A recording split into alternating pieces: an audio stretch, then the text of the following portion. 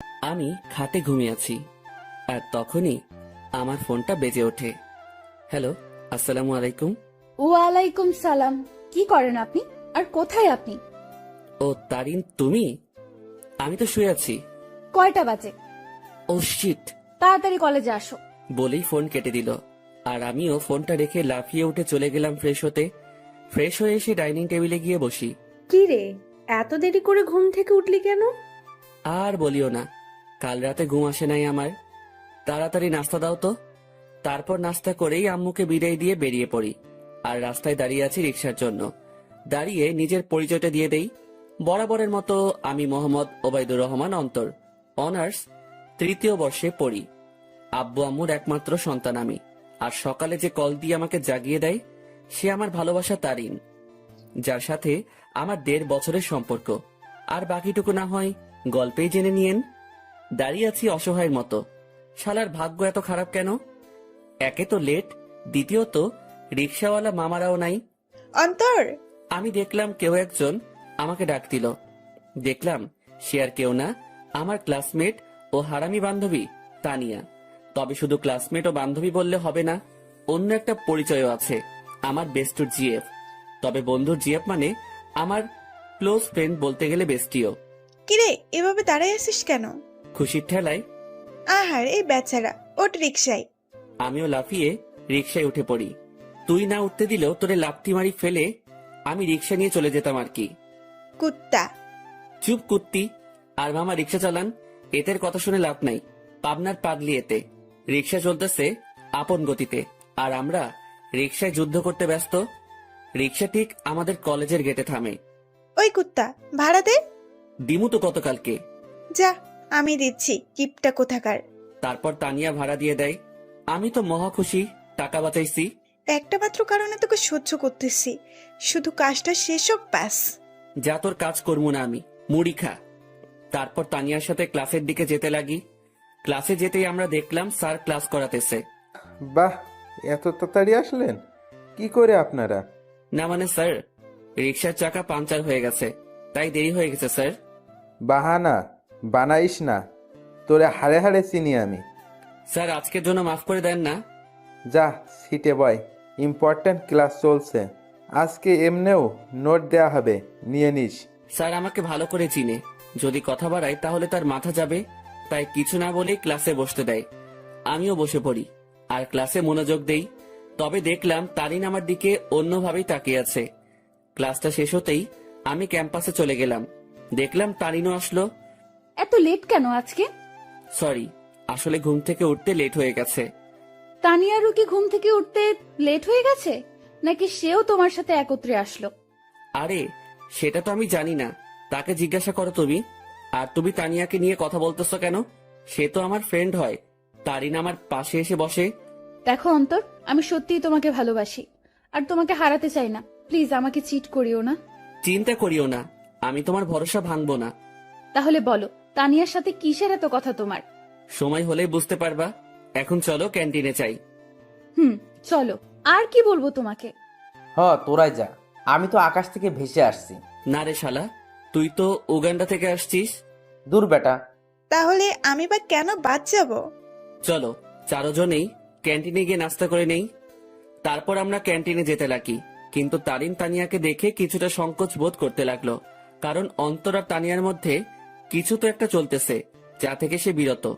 আমরা সকলেই ক্যান্টিনে গেলাম আর তানভীরকে পাঠালাম নাস্তা আনতে। আর আমরা আড্ডা দিতে ব্যস্ত।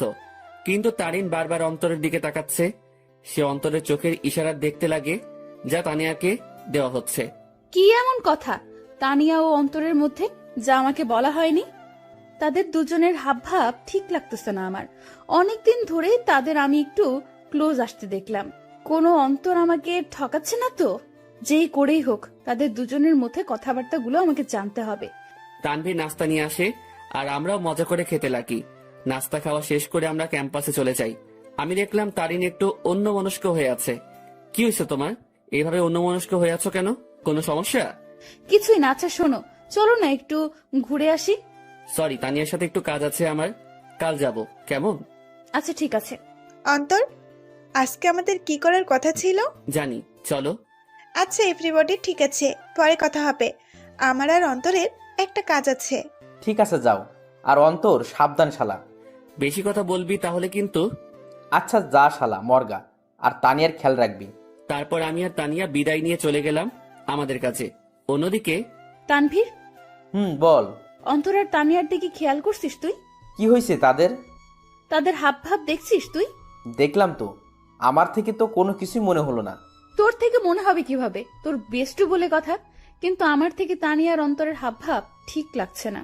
এর উপর আমার পুরো বিশ্বাস আছে ও কোনোদিনও কোনো উল্টোপাল্টা কাজ করবে না। কিন্তু তানভীর, আমার না একটু তাদের হাব ভাব থেকে সন্দেহ হচ্ছে। তুই নেগেটিভভাবে ভাবছিস বলে তোর এমনটা লাগতেছে, কিন্তু পজিটিভলি ভাব, তাহলে দেখবি সব ঠিক লাগবে। কিন্তু তারিনের মনে এখনো অন্তরের প্রতি সন্দেহ আছে, কারণ তারিনকে না বলে সে তানিয়ার সাথে খুব ক্লোজলি ভাবে কথা বলতেছে। এইদিকে আমি আর তানিয়া শপিং মলে চলে আসলাম। আসলে আমাদের কিছু কেনাকাটা করতে হবে, তাই। তো কি কি কিনবি বল? লিস্ট ফুল রেডি করেই আনছি। তাহলে শুরু করে দে। আমরা আমাদের লিস্ট অনুযায়ী শপিং করতে ব্যস্ত। প্রায় আমাদের শপিং শেষ, আর তখনই তানিয়া ডাক দেয়। কিরে, ডাকতেছিস কেন? চল জেন্টস শপে যাব, একটা টি শার্ট নিব। আমার জন্য নিবি? হ, আমাকে পাগলা কুকুর পাইছে তো। আসলে তোরে পাগলা কুকুরে পাইছে? অন্তর, এটা কিন্তু বেশি হইতেছে। ও মা গো, টুরুলা। আচ্ছা চল। তারপর গেলাম টি শার্ট কিনতে, মানে তানিয়া কিনবে আর আমি দেখবো। কি কালার পছন্দ তানভীরের? আমি আর তানভীর প্রায় সেম কালার পছন্দ করি। বুঝছি, হাইরে চয়েস রে। তারপর তানিয়া ঘুরে ঘুরে দেখতে লাগলো, আর কয়েকটা টি শার্ট নিয়ে আমার কাছে আসে। দেখ, এখান থেকে দুইটা সিলেক্ট করে দে। আমিও দুইটা টি শার্ট সিলেক্ট করে দেই, আর সেও কিনে নেই। চল, খিদা লাগছে, কিছু খাওয়াবি? চুপচাপ বাসায় গিয়ে খেয়ে নিস। এমনিও টাকা আছে কিনা জানি না। চুপ কিপটা, তোর জন্যই তো আমি শপিং মলে আসছি, আর তোর জন্যই তো শপিং করলাম। এখন কিপটামি করিস না, চল রেস্টুরেন্টে। আমি তো শপিং এ টাকা খরচ করলাম, তুই তো শুধু তানভীরের জন্য টি শার্ট নিলি। ওলে বাবারে, টাকা তোর একা যায় নাই, তোর শপিং এ আমি তানভীরের টাকাও আছে। আর এটা তো তোর জানের জন্য করতেছি আমরা। এখন কিপটামি না করে চল তো। বাবা গো, চল বুঝছি, 1 টাকাও বাসায় নিতে দিবি না। তারপর আমরা রেস্টুরেন্টে গেলাম। সেখানে গিয়ে আমরা বসে পড়লাম, আর তখনই তানভীর ফোন দেয়। হ্যালো, কে? শপিং হয়েছে মামা, নাকি আরো বাকি আছে? শপিং শেষ, শুধু লাস্ট জিনিসটা আনলেই সব কমপ্লিট। সেটা আমি আনবো তো সময় মতো, তুই চিন্তা করিস না। আচ্ছা, তারিন কি চলে গেছে? তবে মামা, তোকে আর তানিয়াকে সন্দেহের নজরে দেখতেছে। বলতেছে তোর আর তানিয়ার মধ্যে নাকি কিছু চলতেছে। হ, তাও তার জন্যই। তো কি করিস? আমি কি করবো? যা করার তোর তানিয়া করতেছে। আমারে লুটতেছে রে মামা। আজ যদি তানিয়ার সাথে ব্রেকআপ করতি, তাহলে এই দিন দেখতে হতো না আমার। সমস্যা নাই, তানভীর যদি আমাকে ছেড়ে দেয়, আমিও তোর গলায় পড়বো আর কি। যা লুট হ। আচ্ছা, খাওয়া দাওয়া করে নিয়ে জিনিস সহ তানিয়াকে বাড়ি দিয়ে আসিস। ভাই, তুই এসে নিয়ে যা না। সাথে সাথে তানিয়া আমার থেকে ফোন কেড়ে নিল, আর শুরু করে দিল তাদের প্রেম আলাপ। আর আমি বেচারা আমারটার জন্য মরতেছি। তানিয়া তানভীরের কথা শেষ, আর আমাদেরও খাবার চলে আসে। অন্যদিকে তারিন ও তার কিছু বান্ধবীদের নিয়ে একই রেস্টুরেন্টে আসে, যেখানে অন্তর ও তানিয়া উপস্থিত। তারিন, দেখ তো, এটা অন্তর ভাইয়া না? তারিন অন্তরকে তানিয়ার সাথে দেখে প্রায় অবাক হয়ে গেল। তারিন দেখতে লাগলো তানিয়া আর অন্তর হেসে হেসে কথা বলতেছে আর খাবার খাচ্ছে। তারিন তার মোবাইলটা বের করে অন্তরকে কল দেওয়ার জন্য। এইদিকে আমি জানি না প্ল্যান সাকসেস হবে কিনা, তবে আমি আমার কলেজাটাকে খুশি রাখতে চাই। আমরা তো সেটাই চেষ্টা করতেছি অন্তর, তুই চিন্তা করিস না। হঠাৎই আমার কলটা বেজে ওঠে, আর দেখলাম তারিন কল দিছে। আমিও রিসিভ করলাম। হ্যালো। কোথায় তুমি? আমি তো বাসায়। কেন? ও, কি করো তুমি? এই তো আছি। আর কি, মোবাইল নিয়ে। তুমি কি করো? আমিও মোবাইল নিয়ে ব্যস্ত। আচ্ছা, পরে কথা বলি, কেউ রুমের দিকে আসতেছে। Okay bye. তারপর কেটে দিল। কি বলে সে? আমি কোথায় কি করি এইসব? বাদ দে, তাড়াতাড়ি খাবার খেয়ে নে। অন্যদিকে তারিন অন্তরের মিথ্যা কথা শুনে মুখ চেপে কান্না করতে করতে বেরিয়ে যায়, সাথে তার বান্ধবীরাও। ও কেন আমার সাথে এত বড় প্রতারণা করলো? যদি আমাকে ভালো না বেসে থাকে, তাহলে কেন আমার ফিলিংস নিয়ে এইভাবে খেলা করলো সে? আমি কি ওকে ভালোবাসি নাই, নাকি আমার ভালোবাসায় কমতি ছিল? না, এর জবাব ওকে দিতেই হবে। তারিন কোনো মতে তার চোখের পানি ধরে রেখে বাড়ি চলে যায়। এইদিকে, ম্যাডাম চলেন, আজকে এমনিও অনেক কাজ আছে আমাদের। তারপর বিল মিটিয়ে তানিয়াদের বাড়ির দিকে চলে যাই। তবে তানিয়াদের পুরনো বাড়িতে যাই আমরা। তানিয়াদের পুরনো বাড়িতে আসার আগেই তানবীরকে কল দিয়ে আসতে বলে দেই, আর সে এখন উপস্থিত। সব নেওয়া হয়েছে তোর? হয়েছে, জাস্ট লাস্ট জিনিসটাই বাকি। মামা, তারিন কিন্তু তোর উপর সন্দেহ করতেছে। সে মনে করতেছে আমার কলিজার লগে তোর চলতেছে। আমাকে কি পাগলে পাইছে? এই সেমনির সাথে আমার চলবো? ভাই রে ভাই, কি জিনিস রে এইটা? আমার লুটি ফেললো। ভাই, একটু দেখে শুনে রিলেশন করতে পারিস না? ওই সাবধান। ঝগড়াঝাড়ি বাদ দে, আর এইগুলো আমাদের দিয়ে বাড়ি যা, আমরা কাজ শুরু করে দিব। ওকে, নে এইগুলো, আমি গেলাম। তারপর তাদের জিনিসপত্রগুলো দিয়ে আমিও বাড়ি চলে গেলাম। কই ছিলি তুই? আসিলাম আর কি, মেসেজ দিছিলাম না, দেখো নাই? দেখছি। যা রুমে, আমি তোর জন্য চা আনতেছি। এই না হলে আমার আম্মু আমার কতই না খেয়াল রাখে, আমাকে কতই না ভালোবাসে। হাওয়া দাওয়া বন্ধ কর। আমিও রুমে চলে গেলাম, আর একটু ফ্রেশ হয়ে সেই খাটে লেটিয়ে পড়ি। আর আজকের পার্টির জন্য উত্তেজিত। আসলে প্রায় এক সপ্তাহ আগ থেকে আজকের দিনের জন্য প্ল্যান করতেছি আমি, তানবীর ও তানিয়া। কারণ আজ আমার কলিজাটার জন্মদিন, তাই চিন্তা করলাম ওর জন্য সারপ্রাইজ বার্থডে পার্টি অ্যারেঞ্জ করে তারিনকে সারপ্রাইজ দিব আমি। আমি শিওর তারিন আজকে সেই লেভেলে চমকেও যাবে, ও খুশিও হবে। কারণ আমি জানি তারিন আমাকে কতটা ভালোবাসে। আম্মু চা নিয়ে আসে। আসলে দুপুরে চা খাওয়ার অভ্যাস, তাও রং চা। কি রে, আজকে তোর চেহারায় অন্য কিছুই দেখতে পাচ্ছি আমি। কি ঘটিয়ে আসলি আবার? দূর, কই কি ঘটাইছি আমি? সত্যি করে বল, কি ঘটিয়ে আসলি তুই? তোর চেহারায় আজ অন্য কিছুই বলতেছে আমাকে। ধুর আম্মু, বললাম তো কিছুই ঘটাই নাই। যাও, কথাই বলবো না। বলিস না, আমি গেলাম। তুই তোর রং চা শেষ কর। তারপর আম্মু চলে যায়, আর আমিও রং চা শেষ করলাম। আর আজকে কি কি হবে সেটা নিয়ে ভাবতে লাগলাম। অন্যদিকে তারিন বালিশে মুখ গুজে কান্না করতে ব্যস্ত, কারণ সে অন্তরকে তানিয়ার সাথে রেস্টুরেন্টে দেখল। আর যখন সে অন্তরকে কল দেয় ও জিজ্ঞাসা করে, তখন অন্তর তাকে মিথ্যা বলে। সে অন্তরের এইসব নিয়ে ভাবতে লাগে আর চোখের পানি ফেলতে লাগে। সন্ধ্যাবেলা আমিও রেডি হয়ে নিলাম, দেখলাম তানিয়া কল দিছে। হ্যাঁ বল। কই তুই আসবি না? আমি না আসলে আমার তারিনকে কেক কে খাওয়াবে, ও লাগাবে? আচ্ছা, তানভীর কি গেছে কেক আনতে? তুই তাড়াতাড়ি আয়। বলেই কল কেটে দিল। আমিও মোবাইল আর ওয়ালেট নিয়ে বাসা থেকে বেরিয়ে পড়লাম। আমি চলে গেলাম সেই জায়গায়, সেখানে আমাদের বার্থডে পার্টি হবে। আর সেটা হলো তানিয়াদের পুরনো বাড়ি। আসলে তানিয়ার পরিবার আমাদের চিনে, আর তানিয়া ও তানভীরের বিয়েও ঠিক হয়ে আছে। কারণ তানিয়া ও তানভীরের বাসায় তাদের সম্পর্ক মেনে নেয়। আমিও দরজার কাছে গিয়ে নক দেই। কিরে, আসছিস? হ, আজকে সেই মজা হবে। আমি তো আর ওয়েট করতে পারতেছি না। ভেতরে চল তো। আমিও ভিতরে চলে যাই। অন্যদিকে তানিনের বান্ধবী নিশু দেখে অন্তর ও তানিয়ার কথাবার্তা শুনে অবাক হয়ে যায়। এটা আমি কি শুনলাম? অন্তর ভাইয়া তানিয়া আপুর সাথে উনি এত নিচু মানুষ তা আমার জানা ছিল না। আমি এখনই তারিনকে বলবো এই সব। নিশু তার মোবাইল বের করে আর তারিনকে কল দেয়। হ্যালো তারিন, শোন, কথা আছে। বলো। তারপর নিশু যা যা শোনে সব বলে। যা শুনে তারিন এবার রেগে যায়। আই জানোয়ারের বাচ্চা, আমি এবার ছাড়বো না। আমি এর শেষ দেখেই ছাড়বো। তুই সেইখানেই থাক, আমি এক্ষুনি আসতেছি। তারপর কল কেটে দেয়। আর তারিনও রেগে ঘর থেকে বের হয় অন্তরকে সাহায্য করার জন্য। তারিন ও তার বান্ধবী নিশু মিলে ঘরের দরজায় গিয়ে কান পেতে শুনে। এইদিকে আমি আর তানিয়া মিলে হলরুমে যা যা করা বাকি ছিল তা করলাম। আমিও তাড়াহুড়ো করতে গিয়ে সেখানে থাকা সোফার টেবিলের উপরে একটা বোতল ছিল, সেটা ধাক্কা খেয়ে তানিয়ার গায়ে পড়ি। আউ! সরি। এত তাড়াহুড়ার কি আছে, আস্তে আস্তে কর। ওকে। অন্যদিকে তারিন তাদের কথাগুলো শুনে মুখ চেপে কান্না করতে লাগলো। আর নিশু প্রায় অবাক হয়ে গেল এই সব শুনে। অন্তর ভাইয়া এত নিজ আর নোংরা প্রজাতির মানুষ হবে তা কল্পনাও করতে পারি না আমি। কুত্তার বাচ্চা, জানোয়ার, নরপশু, তুই তো আজকে শেষ। তারপর তারিন জোরে জোরে দরজা নক করতে লাগে। এইদিকে মনে হয় ও চলে আসছে। ওরে আমার লজ্জাপতি, এত লজ্জা পাইস না। তোর লজ্জা দেখে না লজ্জাও ইনসাল্টেড ফিল করবে। কুত্তা, তোর সাথে কি এমন দুশ্মনী করলাম, কথায় কথায় ইনসাল্ট করিস? যা, দরজা খোল। আমিও গিয়ে দরজা খুললাম। দরজা খুলে থ হয়ে গেলাম, কারণ তারিন ও নিশু উপস্থিত। তোমরা সাথে সাথে তারিন আমার কলার ধরে আমাকে ছুঁড়ে মারে ফ্লোরে। কুত্তার বাচ্চা, জানোয়ার, শয়তান, বেয়াদব, লম্পট, বখাটে, প্লে বয়। আমার সাথে কি করে এসব করতে পারলি তুই? সাথে সাথে তারিন তার জুতা খুলে আর আমার গালে মারতে থাকে।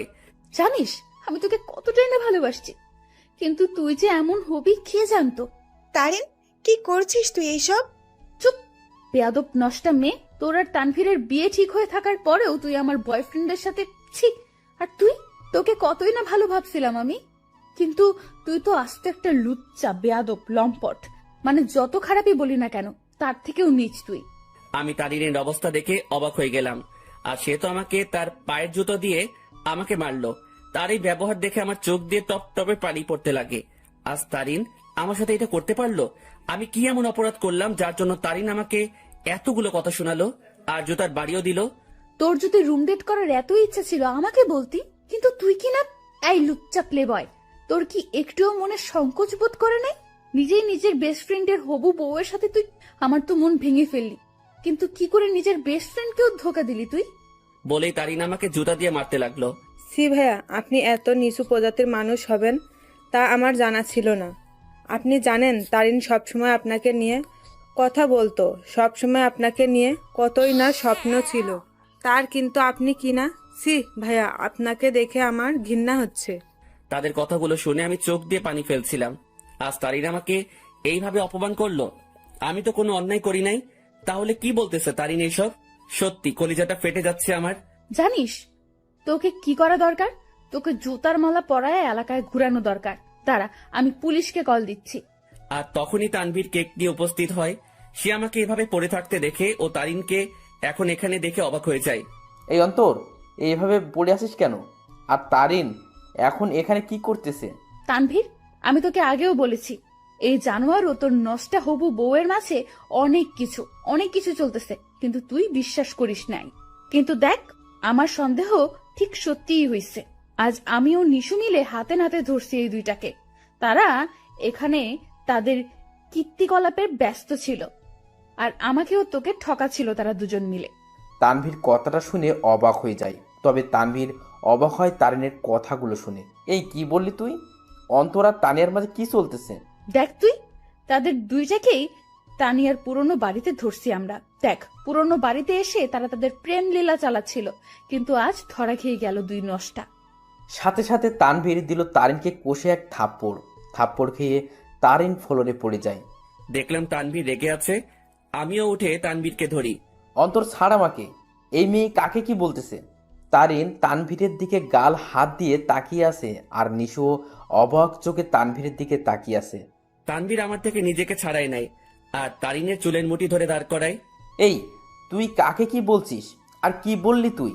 তারা এখানে এসে তাদের প্রেম লীলা চালাচ্ছিল, তাই না? আয় আমার সাথে তুই। তারিনের চুলের মুঠি ধরে হলরুম দেখাতে লাগে। এই দেখ, তারা আসলে কি করতেছিল। তোর জন্মদিন উদযাপন করার জন্য সে আজ থেকে 7 দিন আগে থেকেই তোকে খুশি করার জন্য আমাকে ও তানিয়াকে নিয়ে প্ল্যান করে। সে তোর হাসি মুখটা দেখার জন্য দেখ কি করছে। চারদিকে ভালো করে তাকিয়ে দেখো। তারিন ভালো করে দেখে পুরো হলরুম দেখে যা সম্পূর্ণভাবে সাজানো। সেখানে বেলুন, জরি কাগজ ও বিভিন্ন কাগজের কারুকার্য দিয়ে সাজানো। তারপর তানভীর তারিনের চুলের মুঠি ধরে বার্থডে অলবোর্ড দেখায়। কি, ওরা তো এখানে নষ্টামি করতে আসছে, তাহলে এই সব কোনো প্রয়োজন ছিল? উত্তর দে। তানভীর আবার তারিনকে চুলের মুঠি ধরে কেকের প্যাকেটের কাছে নিয়ে যায়। দাঁড়া, তাদের নষ্টমী আরও একটা নমুনা দেখায় বলেই সেই প্যাকেট খুলে দেখায়। দেখ, তাদের নষ্টামি উদযাপন করার জন্য বার্থডে কেক আনে, যেটা তো সুন্দর করে লেখা আছে হ্যাপি বার্থডে তারিন। তারিন এই সব দেখে তাদের মনের মধ্যে অন্তরের বিরুদ্ধে যত সন্দেহ ঘৃণা ছিল সব দূর হয়ে যায়, আর সেই সেখানেই হাউমাউ করে কান্না করে দেয়। কিরে, এখন কান্না করতেছিস কেন তুই? আরও দেখবি তাদের নষ্টামির নমুনা। আসলে তোদের মতো মেয়েরা না ভালোবাসতেই জানে না। শুধু মুখে ভালোবাসি ভালোবাসি বললেই হয় না, মনে প্রাণে বিশ্বাসও করতে হয় ভালোবাসার মানুষকে। কিন্তু তুই কি করছিস? খালি সন্দেহ। হ্যাঁ, আমার বেস্টু খারাপ, কারণ সে তাকে খুশি করতে চেয়েছিল, আর আমি আমার সেই খারাপ বন্ধুকে নিয়ে গর্ব করি, কারণ সে মানুষকে ঠকায়নি কোনো দিনও। সে সব সময় সবাইকে হাসি খুশি দেখতে চায়, কিন্তু আড়ালে সে নিজেই কান্না করে যেত। কিন্তু যখন তুই তার জীবনে আসছিস, সে মনে করছিল সেও এখনো হাসি খুশি থাকবে, কিন্তু তুই আজকে তাকে সবচেয়ে বড় কষ্ট দিয়ে দিলি। হ্যাঁ, আমার বন্ধু জানোয়ার, কারণ সে তোকে হাসাতে চেয়েছিল, যার প্রতিদান আজ তুই দিয়ে দিলি। তানভীর, অন্তর কোথায়? নিশু, অন্তর কোথায়? নিশু চুপ হয়ে আছে। তানভীর সাথে সাথে বাইরে দৌড় দেয় অন্তরকে খোঁজার জন্য, কিন্তু অন্তরকে পায়নি সে। তারিন সেখানে কান্না করতে করতে বসে পড়ে। তারিন, ছি, তুই এত নিস মন মানসিকতার মেয়ে, তা আমার জানা ছিল না। কিভাবে তুই এ ভাবলি?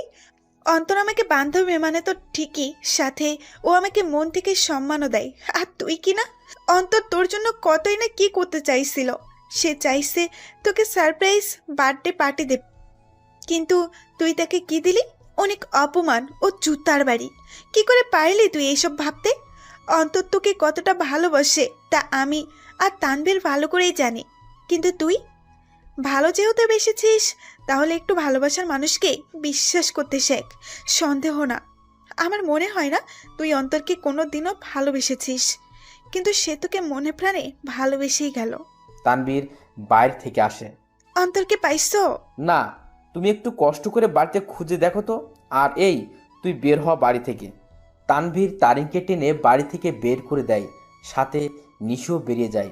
আর তানভীর ও তানিয়া মিলে পুরো বাড়ি খুঁজে দেখে, কিন্তু অন্তরকে খুঁজে পেল না। তারিন বাইরের রাস্তায় বসে বসে হাউমাউ করে কান্না করতে লাগে। সে আজ তার সন্দেহের জন্য তার অতি প্রিয় একটা জিনিসের কাছে ঘৃণার পাত্র হয়ে গেল। কি করে আমার মাথায় এসব আসলো? কেন আমি অন্তরকে সন্দেহ করলাম? যে আমাকে বলেছিল আমাকে কোনোদিন ঠকাবে না, কিন্তু আমি তাকে বিশ্বাস না করে তাকে অনেক কথা শোনালাম, খুব জুতার বাড়ি দিলাম। ছেলেটা তো আমাকে হাসি খুশি রাখতে চেয়েছিল, কিন্তু আমিই ওকে কাঁদিয়ে দিলাম। বলে সে আরো কান্নায় ভেঙে পড়ে। এইদিকে আমি মেইন রোডে চলে আসলাম। আজ আমাকে আমার ভালোবাসা ভালোই একটা শিক্ষা দিল, আর বুঝিয়ে দিল আমি তার মনে কোনোদিনও জায়গা করে নিতে পারলাম না। আমি তার মনে বিশ্বাস জোগাতে পারলাম না। হয়তো আমারই ভুল ছিল, আগে তার মনে বিশ্বাস জোগানোটা দরকার ছিল। পরে না হয় তার জন্য কোনো কিছু করতাম। হয়তো আমার ভালোবাসায় কমতি ছিল, যার পরিণাম জুতার বাড়ি পেলাম। না, আর কোনোদিনও কাউকে ভালোবাসবো না, আর মনে আঘাত চাই না। আমি তারিনকে পেয়ে মনে করেছিলাম আমার দুঃখ কষ্ট ওর সাথে শেয়ার করব। মনে করলাম ও আমাকে বুঝবে, কিন্তু আমি ভুল ছিলাম। থাক, আর কাউকে ভালোবাসার প্রয়োজন নেই, আমি একাই ঠিক আছি। আর যদি কাউকে প্রয়োজন হয়, আমার বেস্টু ও আমার হৌভাবি আছে না, কিন্তু না আর কাউকে বিশ্বাস করব, না কাউকে মন দিব। কেউ চাই না, আমার শুধু পরিবার ও বান্ধবীদের নিয়ে থাকবো আমি মেইন রোডে হাঁটতে লাগলাম, মনকে শান্ত ও বোঝানোর জন্য যে তার জন্য কোনো ভালোবাসা নেই, আছে শুধু সন্দেহ আর সন্দেহ। আমিও মেইন রোডে যতদূর পারলাম হাঁটতে লাগলাম। কি বা করব আমি? ভাঙা মনকে সান্ত্বনা দিতে চাচ্ছি আমি। চিন্তা করছিলাম মনের মতো একজন পেয়ে তাকে নিয়ে আমি হাসি খুশি থাকবো, কিন্তু ভাগ্য একটা মোড় দিয়ে দিল। রাত 11টা বাজে, আমি এখনো রাস্তায় হাঁটছি আর চোখের পানি ফেলছি। আমার ফোনটাও অফ করে রাখছিলাম যাতে কেউ আমাকে বিরক্ত না করতে পারে, কারণ আমি একটু একা থাকতে চাই। রাত 12টা বাজে, আমি রাস্তার এক কোণায় বসে আছি। তবে আজ আমার নেশার সাহায্য নিতে ইচ্ছা করছে, তাই আমিও উঠে হাঁটতে লাগলাম আর খুঁজতে লাগলাম কোনো দোকান খোলা আছে কিনা। আমি দেখলাম একটা টঙের দোকান খোলা, তাই আমিও চলে গেলাম। কি চাই মামা? আমি সংকোচ বোধ করতে লাগলাম, কারণ আমি আজ পর্যন্ত কোনো দিনও কোনো দোকানে গিয়ে সিগারেট চাই নাই। আরে ভাই, বলবেন তো কি লাগবে? সিগারেট লাগবে? আরে এটার জন্য এভাবে সংকোচ বোধ করছেন কেন ভাই? বলেন কি সিগারেট দিব? আমি বেশিরভাগই ডার্বি, ব্যানসন ও গোল্ডলিপের কথা শুনেছিলাম, তাই চিন্তা করলাম তিনটাই নিয়ে নেই। ডার্বি, ব্যানসন ও গোল্ডলিপ তিনটার এক প্যাকেট দিয়ে দেন। তারপর দোকানদার আমাকে দেয় আর আমিও টাকা দিয়ে দেই, সাথে একটা লাইটারও নিয়ে নিলাম। আমিও যেতে লাগি। ভাই একটা কথা বলবো? জি বলেন। ভাই আমি এই প্রথম দেখলাম কেউ একসাথে 3 ধরনের সিগারেট নিল। ভাই আপনারা কি গ্রুপ মিলে আড্ডা দিবেন নাকি?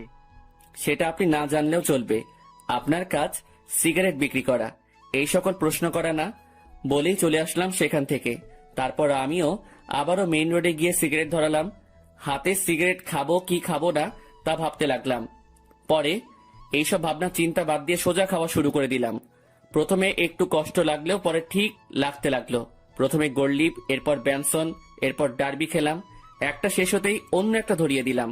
এভাবে 3 প্যাকেটই প্রায় শেষ, শুধু ডার্বির 4টা সিগারেট বাকি আছে। দেখলাম 1টা বাজে। পরে মনে পড়লো বাসার কথা, তাই মোবাইলটা অন করলাম। অন করতেই আম্মু আব্বুর প্রায় 150-র উপরে SMS এবং সাথে সাথে আব্বুর ফোন। কি রে, কই তুই? ফোন বন্ধ কেন তোর? আরে মোবাইল হঠাৎই বন্ধ হয়ে যায়, এতে আমার দোষ কোথায়? কি রে, তুই রেগে আছিস কেন? কি হয়েছে? আমার ইচ্ছা, আমার লাইফ, আমি যা খুশি করব। ফোনটা রাখো, আর আমি পরে আসবো, একটা পার্টিতে আছি, বাই। বলেই কল কেটে দিলাম। এরপর বাকি যে সিগারেটগুলো ছিল সেগুলো একটার পর একটা শেষ করলাম। আমি চাচ্ছি সিগারেটের ধোঁয়া দিয়ে নিজের কষ্টটাকেও উড়িয়ে দিতে। প্রায় 2:30 বাজে আমি বাসার দিকে গেলাম। আমি দরজায় টান দিতেই দরজা খুলে যায়, আর আমি বাড়ির দরজা বন্ধ করে দিয়ে রুমে চলে যাই। শুয়ে থাকতে থাকতে ঘুম চলে আসে। অন্তর, অন্তর, আব্বু ওঠ, আর কতক্ষণ ঘুমাবি? সকাল হয়েছে তো। আম্মুর ডাকে আমি উঠে পড়ি। এইভাবে কি দেখো তুমি? তোর চোখ লাল হয়ে আছে কেন? ধুর, বোকার মতো কথা বলিও না তো। কাল রাতে আসলাম কয়টায়, আমি ভালো করে ঘুমাতে পারি নাই তো, তাই। আমিও উঠে বাথরুমে ফ্রেশ হতে চলে যাই। সেখানে আমি আয়নায় আমার চোখগুলো দেখতে লাগলাম। আসলে আমার চোখগুলো লাল হয়ে আছে, তবে একটু ভয়ঙ্কর লাগতেছে দেখতে। এখন আমার চোখগুলো দেখলে মনে হবে আমি কোনো এক নরপশু হিংস্র হয়ে আছি, আর শিকার পেলে সোজা গিলে ফেলবো।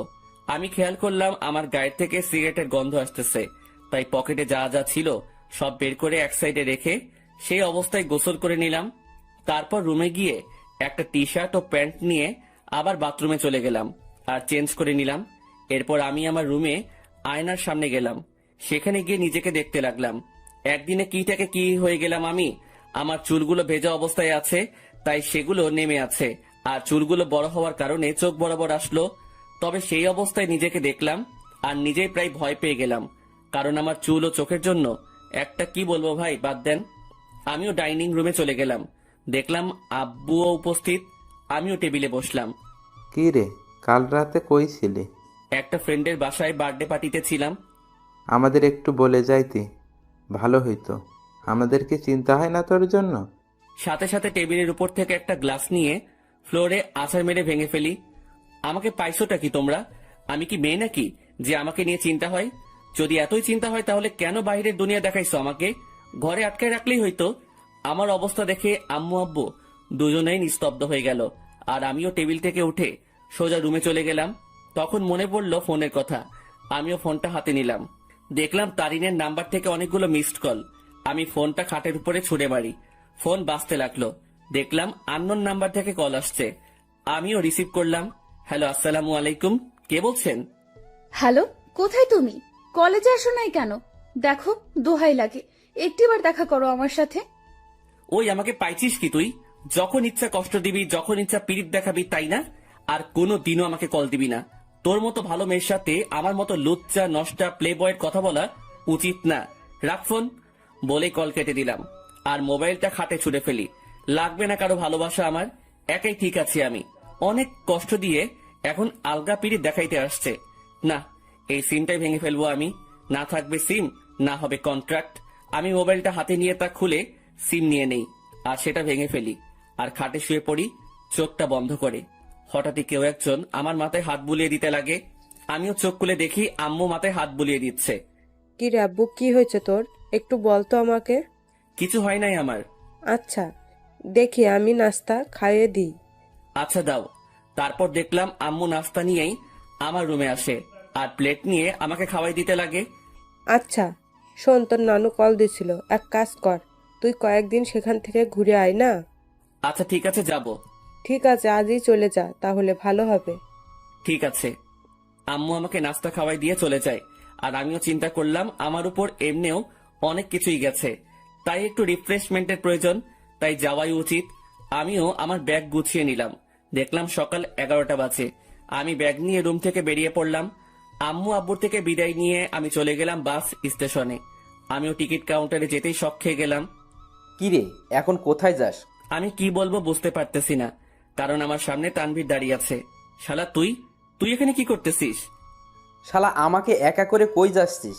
আর ফোন বন্ধ কেন তোর? এমনি। এখন তুই এখানে কেন? আর কই যাচ্ছিস তুই? যাইতেছি আর কি, বেস্টুর নানার বাড়ি। মানে আমি তুই একই জায়গায় যাচ্ছে মামা। এবার কথা বলিস না, টিকিট নে।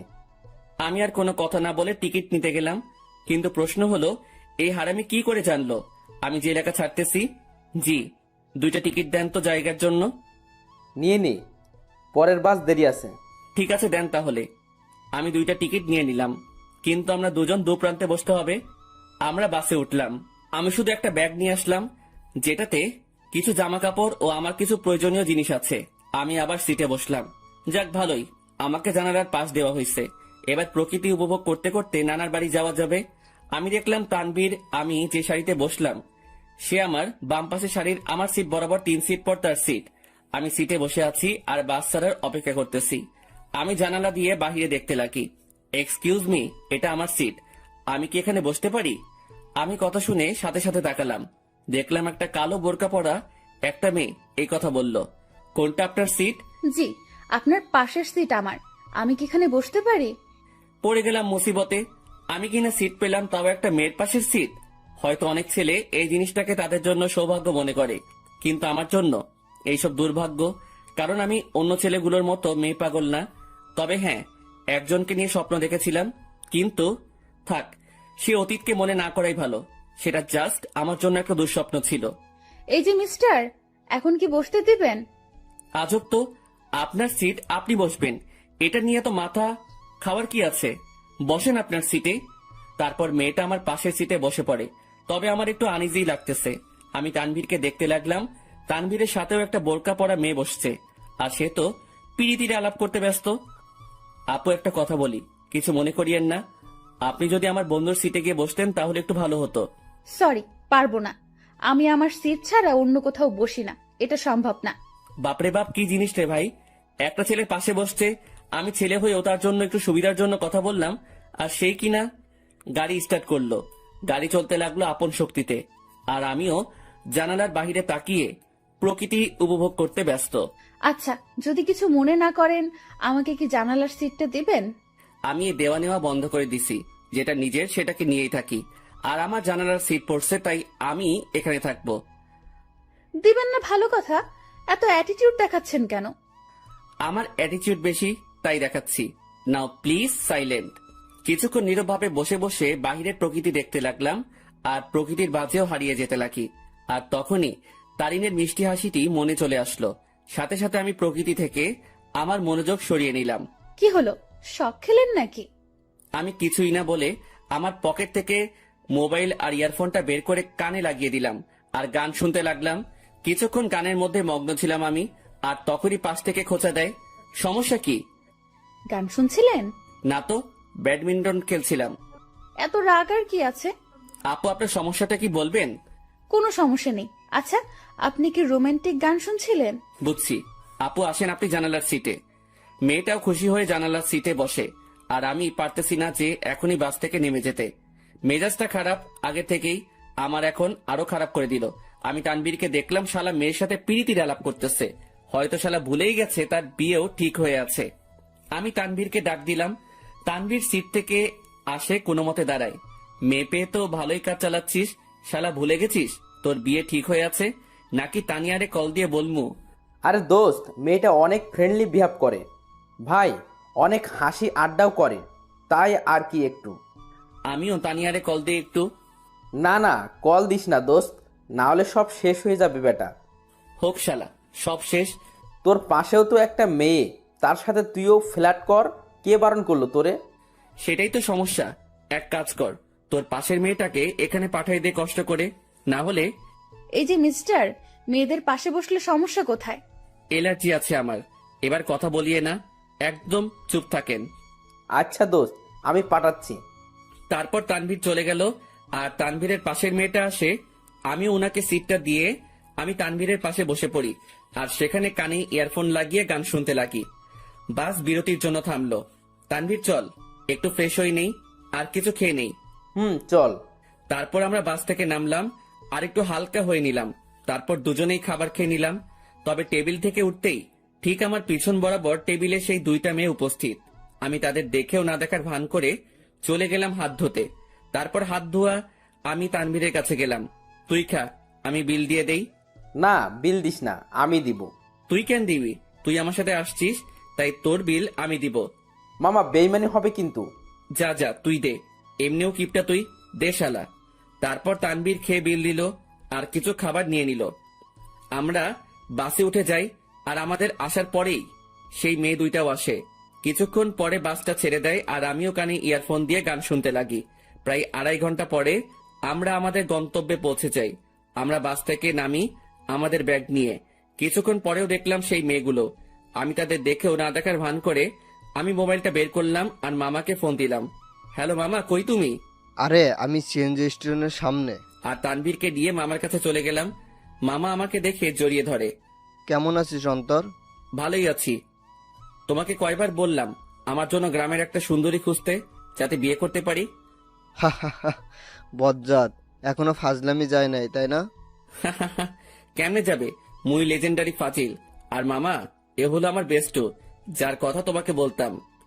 কেমন আছো তানভীর? তোমার কথা আমাকে এই ফাজিলটা প্রায় সময় বলে থাকে। জি ভালো, আপনি কেমন আছেন? ভালো। আচ্ছা তোরা চল আমার সাথে। তারপর মামা একটা সিএনজি ভাড়া করে, কিন্তু মামা কাকে যেন খুঁজতে লাগলো। কাকে খুঁজো মামা? আরে আরো 2 জন আসবে, আব্বু বলছিল। কি অবস্থা তার শরীরের? ভালোই আছে আব্বু।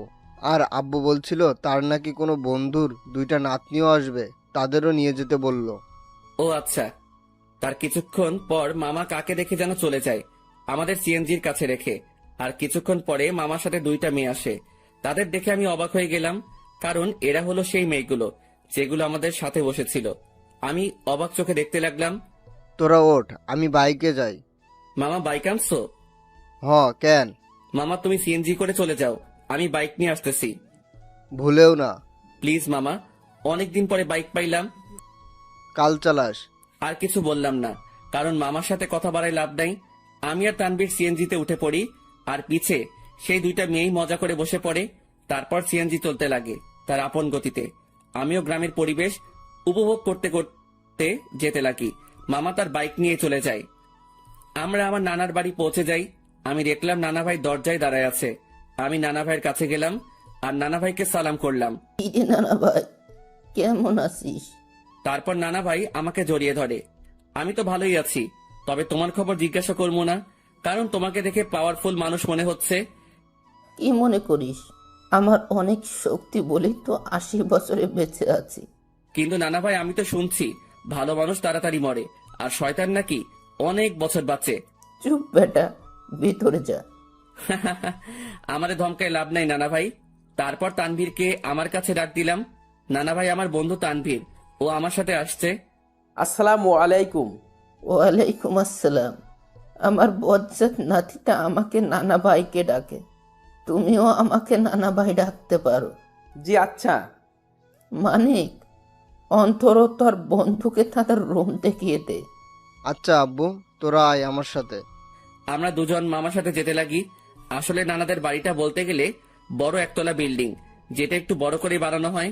মামা আমাদের একটা রুমে নিয়ে যায়। এটা তোদের রুম। আর তানভীর, তুমি আমাকে মামা ডাকতে পারো, অন্তর যেমনটা ডাকে আর কি। মামা না, এখন থেকে মামু ডাক মনে। আস্তে আস্তে শুরু করে দিলে। দাঁড়া, তোরে বিয়েটা করায়ে দিয়ে তোর বউয়ের হাতে তোরে শায়েস্তা করবো আমি। আগে নিজের গদি সামলাও। লাস্ট টাইম মামিকে দিয়ে কি করছিলাম মনে আছে নাকি? এবার আগের বারের থেকেও ডাবল হবে। তোরা ফ্রেশ হয়ে হলরুমে আয়, আমি গেলাম। কিরে ভাই, তুই তোর মামারে থ্রেট দিস? আরে বেটা, আসলে আমাদের পরিবারটা একদম ফ্রেন্ডলি, তাই সবার সাথে হাসি মজা করেই থাকি। তোর মতো আমি একটা পরিবার পাইলে হইতো। আমার পরিবার মানে তোরও পরিবার বেটা। এখন কথা না বলে ফ্রেশ হয়ে নে। তারপর তানভীর ফ্রেশ হয়ে নিল। এরপর আমিও ফ্রেশ হয়ে নেই, আর দুজনেই হল রুমে যাই। সেখানে আমার মামাতো ভাই শান্ত বসে বসে মামা ও নানা ভাইয়ের সাথে কথা বলতেছে। কিরে শান্ত, কি অবস্থা তোর? শান্ত আমাকে দেখে আমার কাছে চলে আসে। সে 9-এ পড়ে। অন্তর ভাইয়া, কি খবর তোমার? কেমন আছো? ভালো আছি, কিন্তু তোর থেকে আমি এটা আশা করিনি। আমি আবার কি করলাম? তুই নাকি গোপনে বিয়ে করে ফেলছিস। দূর ভাইয়া, কি বলো এইসব তুমি? আমার কথা একটু ভাবলি না? আমি তোর থেকে কত বড়, অথচ বিয়ের দিক দিয়ে ছোট বানাই দিলি। কেমনে পারলি এটা করতে তুই? তোর তো বলছিলাম আমার জন্য মেয়ে খুঁজতে, আর তুই কি না, কাজটা ভালো করিস নাই তুই। দূর ভাইয়া, কে বলেছে তোমারে আমি বিয়ে করছি? আমার বিয়ের বয়স হয়েছে নাকি? আজকালকার পোলাপানগুলো বিশ্বাস নাই, বড় ভাইরে রেখে তারাই গোপনে কাজ সেরে ফেলে। আল্লাহ কোন যুগে আনলা তুমি আমারে? তোদের কথাবার্তা শেষ হলে নাস্তা কর। ও মামি, তোমার জামাই আমাকে বাস স্টেশনে মারছে। নাউজুবিল্লা, কিরে বেটা, আমি তোরে কই মারলাম? এই, তুমি অন্তরের গায়ে হাত দিছো? অন্তর আসতে না আসতেই কি মামারে এভাবে মারবি নাকি? তোর জ্বালায় আর বাঁচবো না আমি। আব্বুরে আগেই বলছিলাম এই শয়তানটা যদি আসে আগেই আমাকে বলে দিতে, যাতে বনবাসে ভাগতে পারে। মামার কথা শুনে সবাই হেসে দিল। নানা ভাই, নানু কই? কি আমার উপর রাগ নাকি নানু? হ্যাঁ, তার আদরের ছেলেরে কষ্ট দিবি আর সেই মনে হয় তোরে এমনি এমনি ছাড়ি দিব? কিছু মনে হয় বলতে হবে। তো নানু তার রুমে, আসলে শরীর একটু অসুস্থ তো, তাই রুম থেকে কম বের হয়। আচ্ছা, তাহলে আমি দেখা করে আসি। তারপর আমি নানুর রুমের দিকে যেতে লাগি। নানুর রুমের দিকে যেতেই আমি কিছু কথাবার্তা শুনতে পেলাম। নানু, আমি অনেক বড় ভুল করে ফেলেছি নানু। এখন ও আমাকে দুই চোখেই দেখতে পারে না। তুমি চিন্তা করিও না, আমাকে নানু ডাকছো না, আমি সব সামলে নিব, তুমি কান্না থামাও। আমি বুঝতে পারলাম নানুর রুমে অন্য কোনো মহিলা বা মেয়ে আছে, তবুও এটা ফ্যাক্ট না আমার জন্য। আমি যেহেতু আসছি তাই দেখা করবই, কারণ নানু আমাকে ইগনোর করবে না। তার কাছে আমি আগে, বাকি সবাই পরে। নানু, দরজা খুলে চাই। আর দেখলাম নানু দরজা খুলে নানু আমাকে জড়িয়ে ধরে। কেমন আছো নানু? ভালো, তুই কেমন আছিস? আমি তো ভালোই। আয় ভিতরে আয়। আমি নানুর সাথে ভিতরে গেলাম। আমি ভিতরে যেতেই দেখলাম আমাদের সাথে বোরকা পরা যে দুইটা মেয়ে আসছিল তারা রুমে উপস্থিত। নানু ভাই, বয় তুই। বোরকা পরা দুটো মেয়ে বলল, আচ্ছা নানু, আমরা যাই, পরে কথা বলবো আপনার সাথে। ঠিক আছে, যাও, আর চিন্তা করিও না, আমি সামলে নেব, কান্না করিও না, কেমন? তারপর রুমে থাকা দুইটা মেয়েই চলে যায়। নানু মেয়েগুলোকে আর কান্নাকাটি করতেছিল কেন? আর বলিস না, একটু পারিবারিক সমস্যা, তাই আর কি। তো নানু ভাই, অবশেষে তোকে দেখলাম আমি, এবার শান্তিতেই মরতে পারবো আমি। নানু, কি উল্টাপাল্টা কথা বলো তুমি? এই সব বলা বাদ দাও তো। আচ্ছা নানু ভাই, বাদ দিলাম, এখন এটা বল, কেমন আছিস? আমি তো ভালোই আছি। তা তো দেখতেই পারতেছি, মনে অনেক কষ্ট নিয়ে সকলের সামনে ভালো আছিস দেখছি। মানে? কিছু না, বাদ দে। আমি নানুর সাথে নানুর রুমেই অনেকক্ষণ যাবৎ কথা বলি। অন্তর, একটা কথা শোন। জি নানু, বলো। মানুষ মাত্রই ভুল, তাই ভুল করবে, তাই বলে তাকে ক্ষমা করে দেওয়াই ভালো। কথাটা ঠিক বুঝলাম না নানু। আচ্ছা থাক, যা, রাত হইছে, খাবার খেয়ে নে। তুমি খাবা না? খাবো তো, তবে তোর মামি, আমি আর বাসায় আরো দুজন মেহমান আসছে, তাদের সাথে খাবো আর কি। আচ্ছা ঠিক আছে। তারপর আমি নানুর রুম থেকে চলে যাই আর হল রুমে যাই। সেখানে দেখি নানা ভাই, মামা ও তানভীর কথা বলতেছে। ভালোই তো, বহুত ভালো আলাপ চলতেছে মনে হয়। আমাকে দেখেই তারা হতাশ হয়ে যায়। বুঝলাম না কেন। আজব তো, এইভাবে কি দেখো? আমি কি ভূত নাকি? ভূতের চেয়ে কম নাকি তুই? এই মামু, মেজাজ খারাপ কইরো না, না হলে কিন্তু। কি করবি তুই? গ্রামের একটা মাইয়ারে কিডন্যাপ করে বিয়ে করে চলে আসমো। আমার কথা শুনে সকলেই হাসতে লাগে, তবে আমিও উপর দিয়ে হাসতে লাগি, কিন্তু ভিতর দিয়ে থাক বাদ দেই এইসব। আমার জন্য কি অন্যদের হাসি ঠাট্টা বন্ধ করব নাকি? মামি আমাদের খাবারের জন্য ডাক দিল আর আমরাও চলে গেলাম খাবার খেতে। ভাই, শীতকাল, গায়ে আমার কোট আছে, তারপরেও একটু শীত লাগছে। রাতের খাবার খেয়ে নিলাম আমরা। আমিও চিন্তা করলাম রাতের বেলা একা একা হাঁটার। আমি আস্তে করে বাহিরের দিকে যেতে লাগি। কিরে, চোরের মতো কই যাস? যা শালা, ধরা খেয়ে গেলাম। না মানে একটু বাহিরে যাব মামা। অন্তর, বাইরে প্রচুর ঠান্ডা। অসুবিধা নাই, একটু যাই, চলে আসবো তো।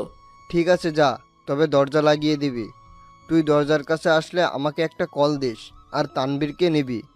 না মামা, তানবীর এমনিও জার্নি করে আসছে, ক্লান্ত সে, তাই তাকে না নেওয়াই ভালো। আমি মামার সাথে কথা বলেই বাইরে চলে আসি আর পকেট থেকে মাস্কটা বের করে পরে নেই আর কোটটাও মাথায় দিয়ে দেই। আমি হাঁটতে লাগলাম আর হাঁটতে হাঁটতে একটা দোকানের কাছে চলে গেলাম। আর সেখানে যেতেই মাথায় আসলো সিগারেটের কথা।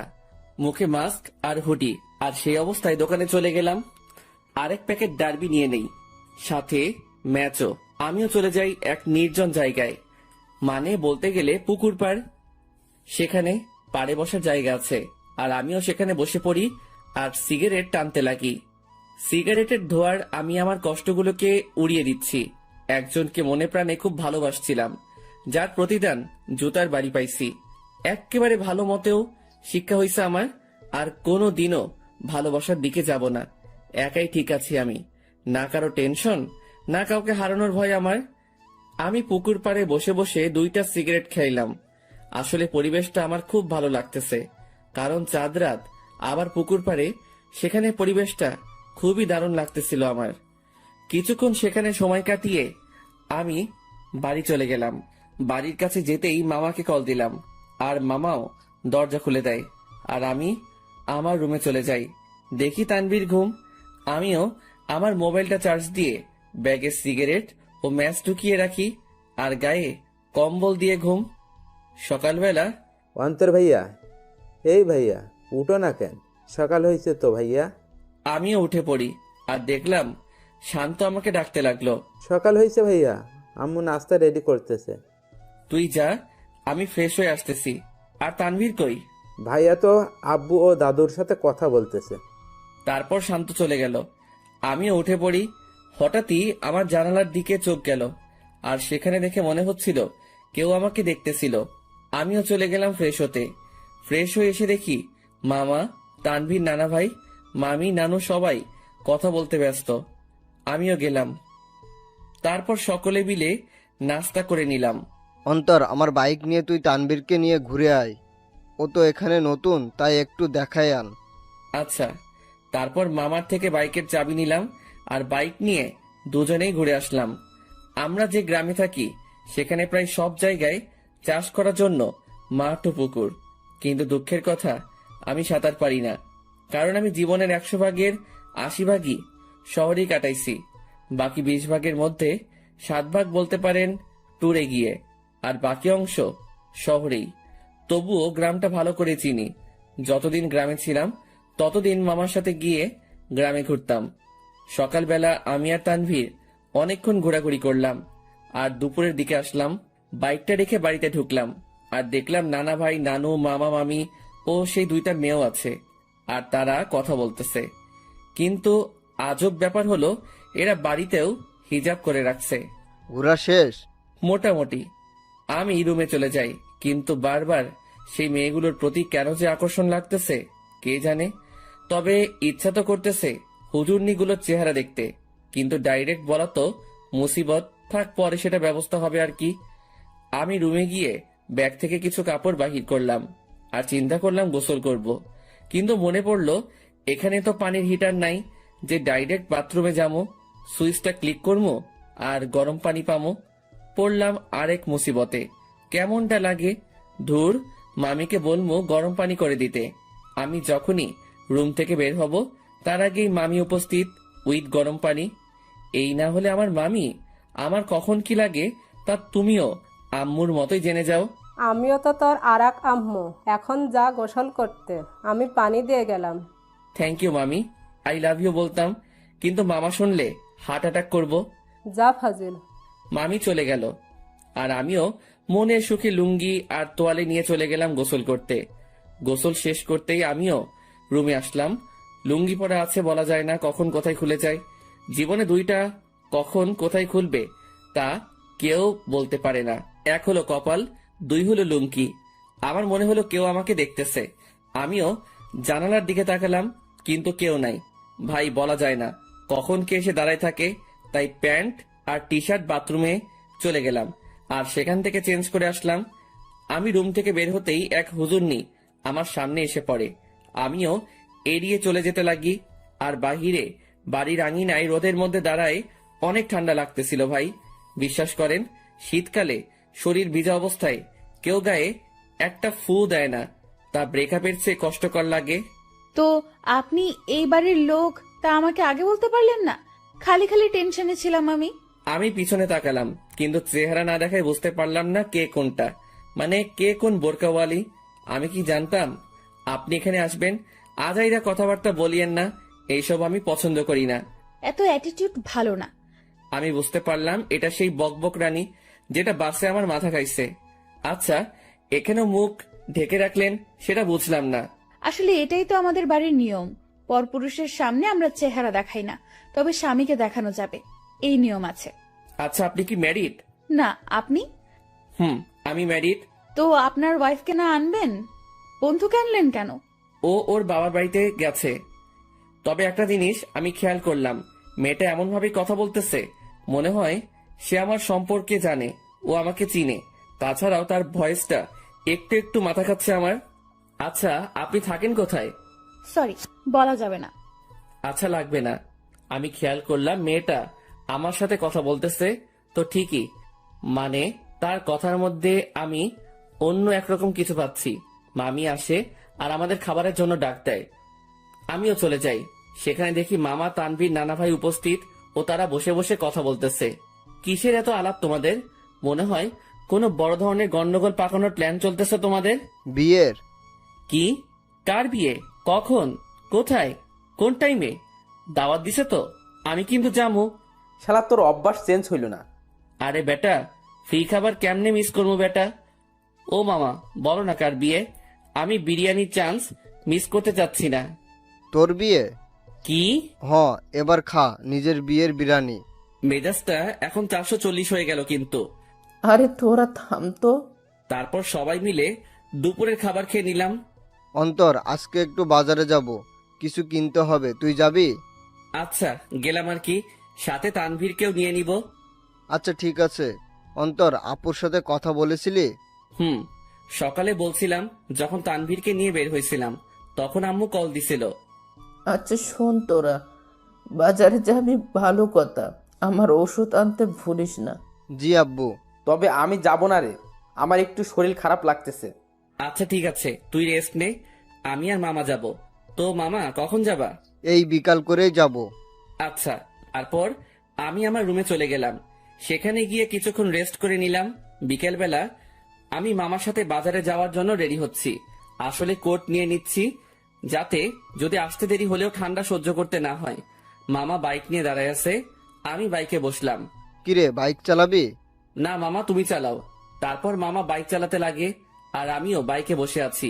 বাইক চলতেছে আপন গতিতে আর আমি বাইকে চড়তেছি আর গ্রামের প্রকৃতি উপভোগ করতে ব্যস্ত। কিছুক্ষণ পরে আমরা বাজারে চলে আসি।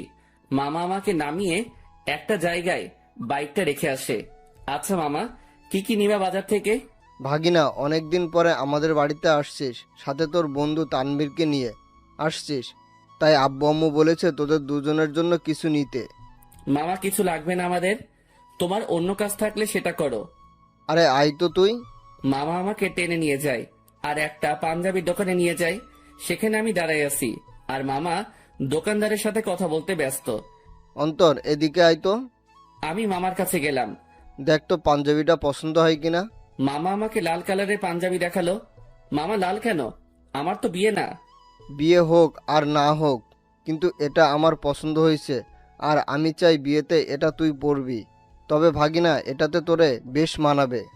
আচ্ছা, তোমার পছন্দ হয়েছে তাহলে নাও। তারপর মামা পাঞ্জাবিটা নিয়ে নেয় আর আমাকেও বলে তানভীরের জন্য একটা পাঞ্জাবি দেখতে। আমিও তানভীরের জন্য একটা পাঞ্জাবি দেখি আর মামাও সেটা কিনে নেয়। হয়েছে মামা, এবার খুশি? এমন ভাবে কথাগুলো বললা মনে হয় আমাকে বিয়ে করানোর প্ল্যান করে আছো। সেটাই তো। কি? না মানে সেটাই তো, যাতে তোকে একটা বিয়ে করাই দিতে পারি। ধুর মামা, আপাতত একটু শান্তি দাও আমারে। বিয়ে করলে তো তোমার মতো হাল হবে আমার। আচ্ছা চল। আমি মামার সাথে যেতে লাগি। আমরা বাজারে হাঁটতে লাগলাম আর মামাও টুকিটাকি বাজার নিতে ব্যস্ত। আমিও মামার সাথে ঘুরে ঘুরে দেখতে লাগলাম। আর তখনই একটা শাড়ির দোকানে চোখ পড়ল, যেখানে বাহির থেকে একটা শাড়ি দেখা যাচ্ছিল যার রং ছিল গোলাপি। শাড়িটা দেখে তারিনের কথা মনে পড়ল আর তারিনের পছন্দের কালারও গোলাপি। যেদিন প্রথম তারিনকে দেখি সে গোলাপি জামা পরে কলেজে আসছিল, যা দেখে প্রায় কলেজের সকলেই তার দিকে তাকিয়েছিল। আর আমি তো দেখেই লাট্টু হয়ে গেছিলাম। আর সেদিনই তারিনকে আমার ভালো লেগে যায়। এরপর তারিনের পিছেই পড়ে যাই, আর প্রায় একটা সপ্তাহের মতো পিছে পড়েছিলাম। এরপর একদিন তানভীর শালা সাহস জাগিয়ে দেয় আর প্রপোজ করি, সাথে সাথে অ্যাকসেপ্ট করে নেয় আর বলে নাকি সেও নাকি আমাকে পছন্দ করত, কিন্তু আমার রাগের জন্য আমার সামনেও আসতেও ভয় পেত। আসলে আমি সব সময় নিজেকে শান্ত রাখার চেষ্টা করি, কিন্তু যখন রেগে যাই তখন শান্ত হতে অনেক সময় লাগে। আর যার উপর রেগে যাই তাকে সহজে ক্ষমা করি না। কিন্তু তারিনের ব্যবহারটা আমার মোটেও ভালো লাগেনি। আসলে আমি বুঝতে পারলাম তার মধ্যে আমার জন্য কোনো ভালোবাসাই ছিল না, জাস্ট ভালো লাগাই ছিল, যেটাকে আমি ভালোবাসা ভেবে বসেছিলাম। আর সেটাই আমার বড় ভুল ছিল। ভালোবাসা মানে একে অপরের প্রতি বিশ্বাস, ভরসা। কিন্তু তারিনের জন্য আমি তানিয়ার সাথে মিলে তারিনের বার্থডে সেলিব্রেশন করার জন্য প্ল্যান করলাম। কিন্তু তারিন মনে করে বসেছিল আমার আর তানিয়ার মধ্যে কোনো কিছু চলতেছে। যদি তারিন আমাকে বিন্দু মাত্র বিশ্বাস করত তাহলে সেটা কখনোই মাথায় আনতো না। কিন্তু তারিনের মনে ভালোবাসা ছিল না, তাই সে আমাকে তানিয়ার সাথে মিশতে দেখে সন্দেহ করতে লাগলো। আমি মনে করেছিলাম তারিনকে তার বার্থডে পার্টির সারপ্রাইজ দিব, কিন্তু সেই আমাকে বড় ধরনের সারপ্রাইজ দিয়ে বসে আছে। তার জন্য আমি একটা সপ্তাহ শান্তিতে ঘুমাতে পারি নাই, কারণ আমি তারিনের জন্য তার পছন্দের জিনিসগুলো কিনতে আনতে ব্যস্ত। কারণ আমি তারিনকে খুশি দেখতে চাই। তার জন্য এত কিছুই করে শেষমেশ জুতার বাড়ি ও মিথ্যা অপবাদ পেলাম। সে না জেনেই আমাকে এভাবে আঘাত করলো। যদি তার মনে আমার জন্য বিন্দুমাত্র ভালোবাসা থাকতো তাহলে সে আমাকে সন্দেহ না করে আমার প্রতি বিশ্বাস রাখতো। কিন্তু সে থাক, যা হয়েছে ভালোই হয়েছে। আমিও উচিত শিক্ষা পেলাম আর বুঝতে পারলাম তারিন আমাকে কেমন ভালোবাসছিল। কিরে, কি ভাবছিস? কই কিছুই না। আচ্ছা নানা ভাইয়ের ওষুধ নিছো? নিব, কিন্তু তোর চোখে পানি কেন? আরে চোখে বালি ঢুকছে, সেটার জন্য। আমার সাথে আয়। আমি মামার সাথে গেলাম আর মামা একটা কলের কাছে নিয়ে যায় আর আমিও মুখ ধুয়ে নেই। আসলে তারিনের কথা মনে করতে করতে ওই দিনের ঘটনাটাও মনে পড়ে গেল আমার, তাই চোখেও পানি চলে আসে। সেদিন তারিন আমাকে যেভাবে মারলো আমি বুঝতে পারলাম সে কতটা ঘৃণা করে আমাকে। সে সত্যি না জেনেই আমাকে আঘাত করলো, যা থেকে বোঝা যায় তারিনের ভালোবাসা কত দূর। চল বাড়ি যাব, বাজার শেষ। নানা ভাইয়ের ওষুধ নাও। মামা চলে গেল ওষুধ নিতে আর আমাকে বাজারের ব্যাগ ও পাঞ্জাবির প্যাকেটগুলো দিয়ে গেল। আমিও সেগুলো নিয়ে বাইকের কাছে চলে গেলাম। আজ তারিনের কথা মনে পড়তে লাগলো, কিন্তু তাকে এখন আমি ঘৃণা করি। তার ভালোবাসার রূপ দেখলাম ভালো করেই। জানি না কোথায় আছে সে, কি করতেছে। দূর, এর কথা কেন ভাবতে লাগলাম? সে যেখানে থাক ভালো থাক, মোট কথা আমার থেকে দূরে থাকলেই ভালো। আমার আশেপাশেও যাতে এই মেয়েটাকে যেন না দেখি আমি। মামা ওষুধ নিয়ে আসে, তারপর মামা বাইক নেয় আর আমিও বসে পড়ি ব্যাগ নিয়ে। তারপর আমরা বাড়ি ফিরি। আমি ব্যাগগুলো ডাইনিং টেবিলে রেখে আমার রুমে চলে যাই। সেখানে বসে বসে আমিও মোবাইল নিয়ে ব্যস্ত, কিন্তু তানভীর রুমে ছিল না। শালা ঠান্ডার মধ্যে গেল কই? কিছুক্ষণ পরে মামি আসে আর নাস্তার জন্য যেতে বলে। আমিও মোবাইল চার্জে লাগিয়ে নাস্তা করতে চলে যাই। দেখলাম তানভীর উপস্থিত আর সে মামা ও নানা ভাইয়ের সাথে কথা বলতেছে। কিরে তানভীর, কই ছিলি তুই? আরে এমনি একটু বের হলাম আর কি। তারপর নাস্তা করি আর রুমে চলে যাই। সেখানে তানভীরও আসে। তোর নাম্বার বন্ধ কেন? কি বলিস? নাম্বার বন্ধ? কোনটা? কেন, শেষে 86 ওইটা? ও ওইটা? ওইটা তো নষ্ট হয়ে গেছে। নষ্ট হয়েছে নাকি তুই নষ্ট করছিস? আমি করছি। কেন, তোর কাছে আমার শেষে 68 ওয়ালা নাম্বারটা নাই? আছে তো। সেটাতে কল দিলে পাবি। আচ্ছা, তানিয়ার সাথে কথা হয়েছে তোর? আরে আরেকটু আগেও তো কথা বলে আসলাম তার সাথে। কি? আরে ফোনে কথা বললাম আর কি।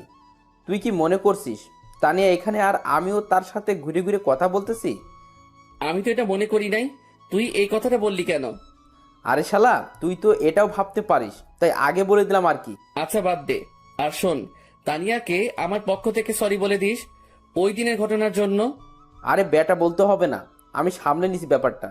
তারপর তানভীরের সাথে রাতে খাবারের আগ পর্যন্ত আড্ডা দেই। তারপর মামা এসে আমাদের খাবারের জন্য ডাকে আর আমরাও খাবার খেয়ে নেই। এরপর রাতে আম্মু আব্বুর সাথে কথা বলে নিলাম আর মোবাইলে সকাল ভোরের জন্য অ্যালার্ম দিলাম, যাতে সকালে উঠে নামাজ পড়ে গ্রামের শীতকালে সকালের দৃশ্য উপভোগ করতে পারি। এরপর দিলাম ঘুম। সকাল ভোরে আমার অ্যালার্ম বেজে ওঠে আর আমিও উঠে পড়ি আমার অ্যালার্ম শুনে। তানভীর কিছুটা নড়ে ওঠে, আমিও অ্যালার্মটা বন্ধ করে দেই। আর শালা আবার ঘুম। আমিও ফ্রেশ হয়ে নেই আর বাসার থেকে উজু করে নেই। এরপর দরজা খুলে আমিও চলে গেলাম মসজিদে ফজরের নামাজের জন্য। মসজিদে নামাজ শেষ করে এবার বেরিয়ে পড়লাম ঘোরার জন্য। চারিদিকে কুয়াশায় ঘেরা, সামনে কি আছে কেউ দেখতে পারবে না। আর গ্রামের পরিবেশে এটা একটা অসাধারণ ও মুগ্ধকর মুহূর্ত। তবে এটাই না, এখন সবচেয়ে আকর্ষণীয় জিনিস দেখার বাকি, যেটা প্রায় অনেকে দেখতে গ্রামে আসে। আর সেটা হলো শীতকালে সকাল ভোরে সূর্যোদয়। ভাগ্যিস আমি কোট শু পরে বের হইছি, না হলে এমনিও ঠিক না জমি কুলফি হয়ে যাইতাম। আমি হাঁটতে লাগি আর কিছু স্বপ্ন দেখছিলাম, সেইগুলো ভাবতে লাগি। একদিন এক শীতের সকালে তাকে নিয়ে হাঁটবো, একটা চাদরকে দুজনে ভাগাভাগি করে নিয়ে পড়বো, একে অপরকে ধরে সেই কুয়াশা ভরা রাস্তায় একে অপরকে নিয়েই মগ্ন থেকে হেঁটে যাব। তাকে নিয়ে শীতের সকালে সূর্যোদয় দেখব, আর সকালবেলা দুজনে ঠান্ডা ঠান্ডা খেজুরের রস খাবো। হয়তো এটা কোনোদিনও পূরণ হবে না, স্বপ্নই থেকে যাবে। থাক, কেউ লাগবে না আমার। আমার লাইফ আমি একাই এনজয় করব। তার ভালোবাসার কোনো প্রয়োজন নেই আমার। তার ভালোবাসার নমুনা দেখলাম ভালো করেই। যার মধ্যে আমার জন্য বিন্দুমাত্র বিশ্বাস নেই, সে কি করে আমাকে ভালোবাসবে? ভালোবাসার মধ্যে বিশ্বাসের অবদান বেশি, কারণ একে অপরের প্রতি বিশ্বাসী ভালোবাসাকে আরো বাড়িয়ে তোলে। সূর্যোদয় শুরু হয় আর আমিও রাস্তায় দাঁড়িয়ে দেখতে লাগি। পকেটে হাত দেওয়া অবস্থায় সেই মুগ্ধকর দৃশ্য দেখতে ব্যস্ত আমি। সূর্যোদয় শেষ আর কুয়াশাও আস্তে আস্তে দেখা যেতে লাগে আর শেষ হতে লাগে। তাই আমিও চিন্তা করলাম, শীতের সকাল, দেখি যদি কোনো চায়ের দোকান পাই তাহলে এক কাপ গরম চা খাওয়া যায়। আমিও হাঁটতে লাগি আর ভাগ্যক্রমে একটা চায়ের দোকানও পেয়ে গেলাম। আমিও সেখানে যাই। এক কাপ চা দেন তো। জি দিচ্ছি, বসেন। আমি বসে আছি আর পকেটে হাত, কারণ হাত প্রায় ঠান্ডা হয়ে আসছে। এখন যদি তানভীরের পাশে থাকতো তাহলে আমার এই ঠান্ডা হাত তার পিঠে ঢুকাই দিতাম। প্রতি শীতেই সালারে এই চাকা দিই আমি। চা দিয়ে গেল আর আমিও পকেট থেকে হাত বের করে দুই হাত দিয়েই চায়ের গ্লাস ধরি। চায়ের গ্লাসের তাপ দিয়ে হাত গরম করতেছি আর একটু একটু চুমুক দিচ্ছি চায়ে। চা খাওয়া শেষ করলাম আর পকেট থেকে মানি ব্যাগটা বের করে চায়ের বিল দিয়ে দিলাম আর সেখান থেকে চলে আসলাম। আমি বাড়ির দিকে যেতে লাগি। বাড়ি আঙিনায় যেতে দেখি সামনে একটা সিএনজি। মনে হয় বাড়িতে কেউ আসছে।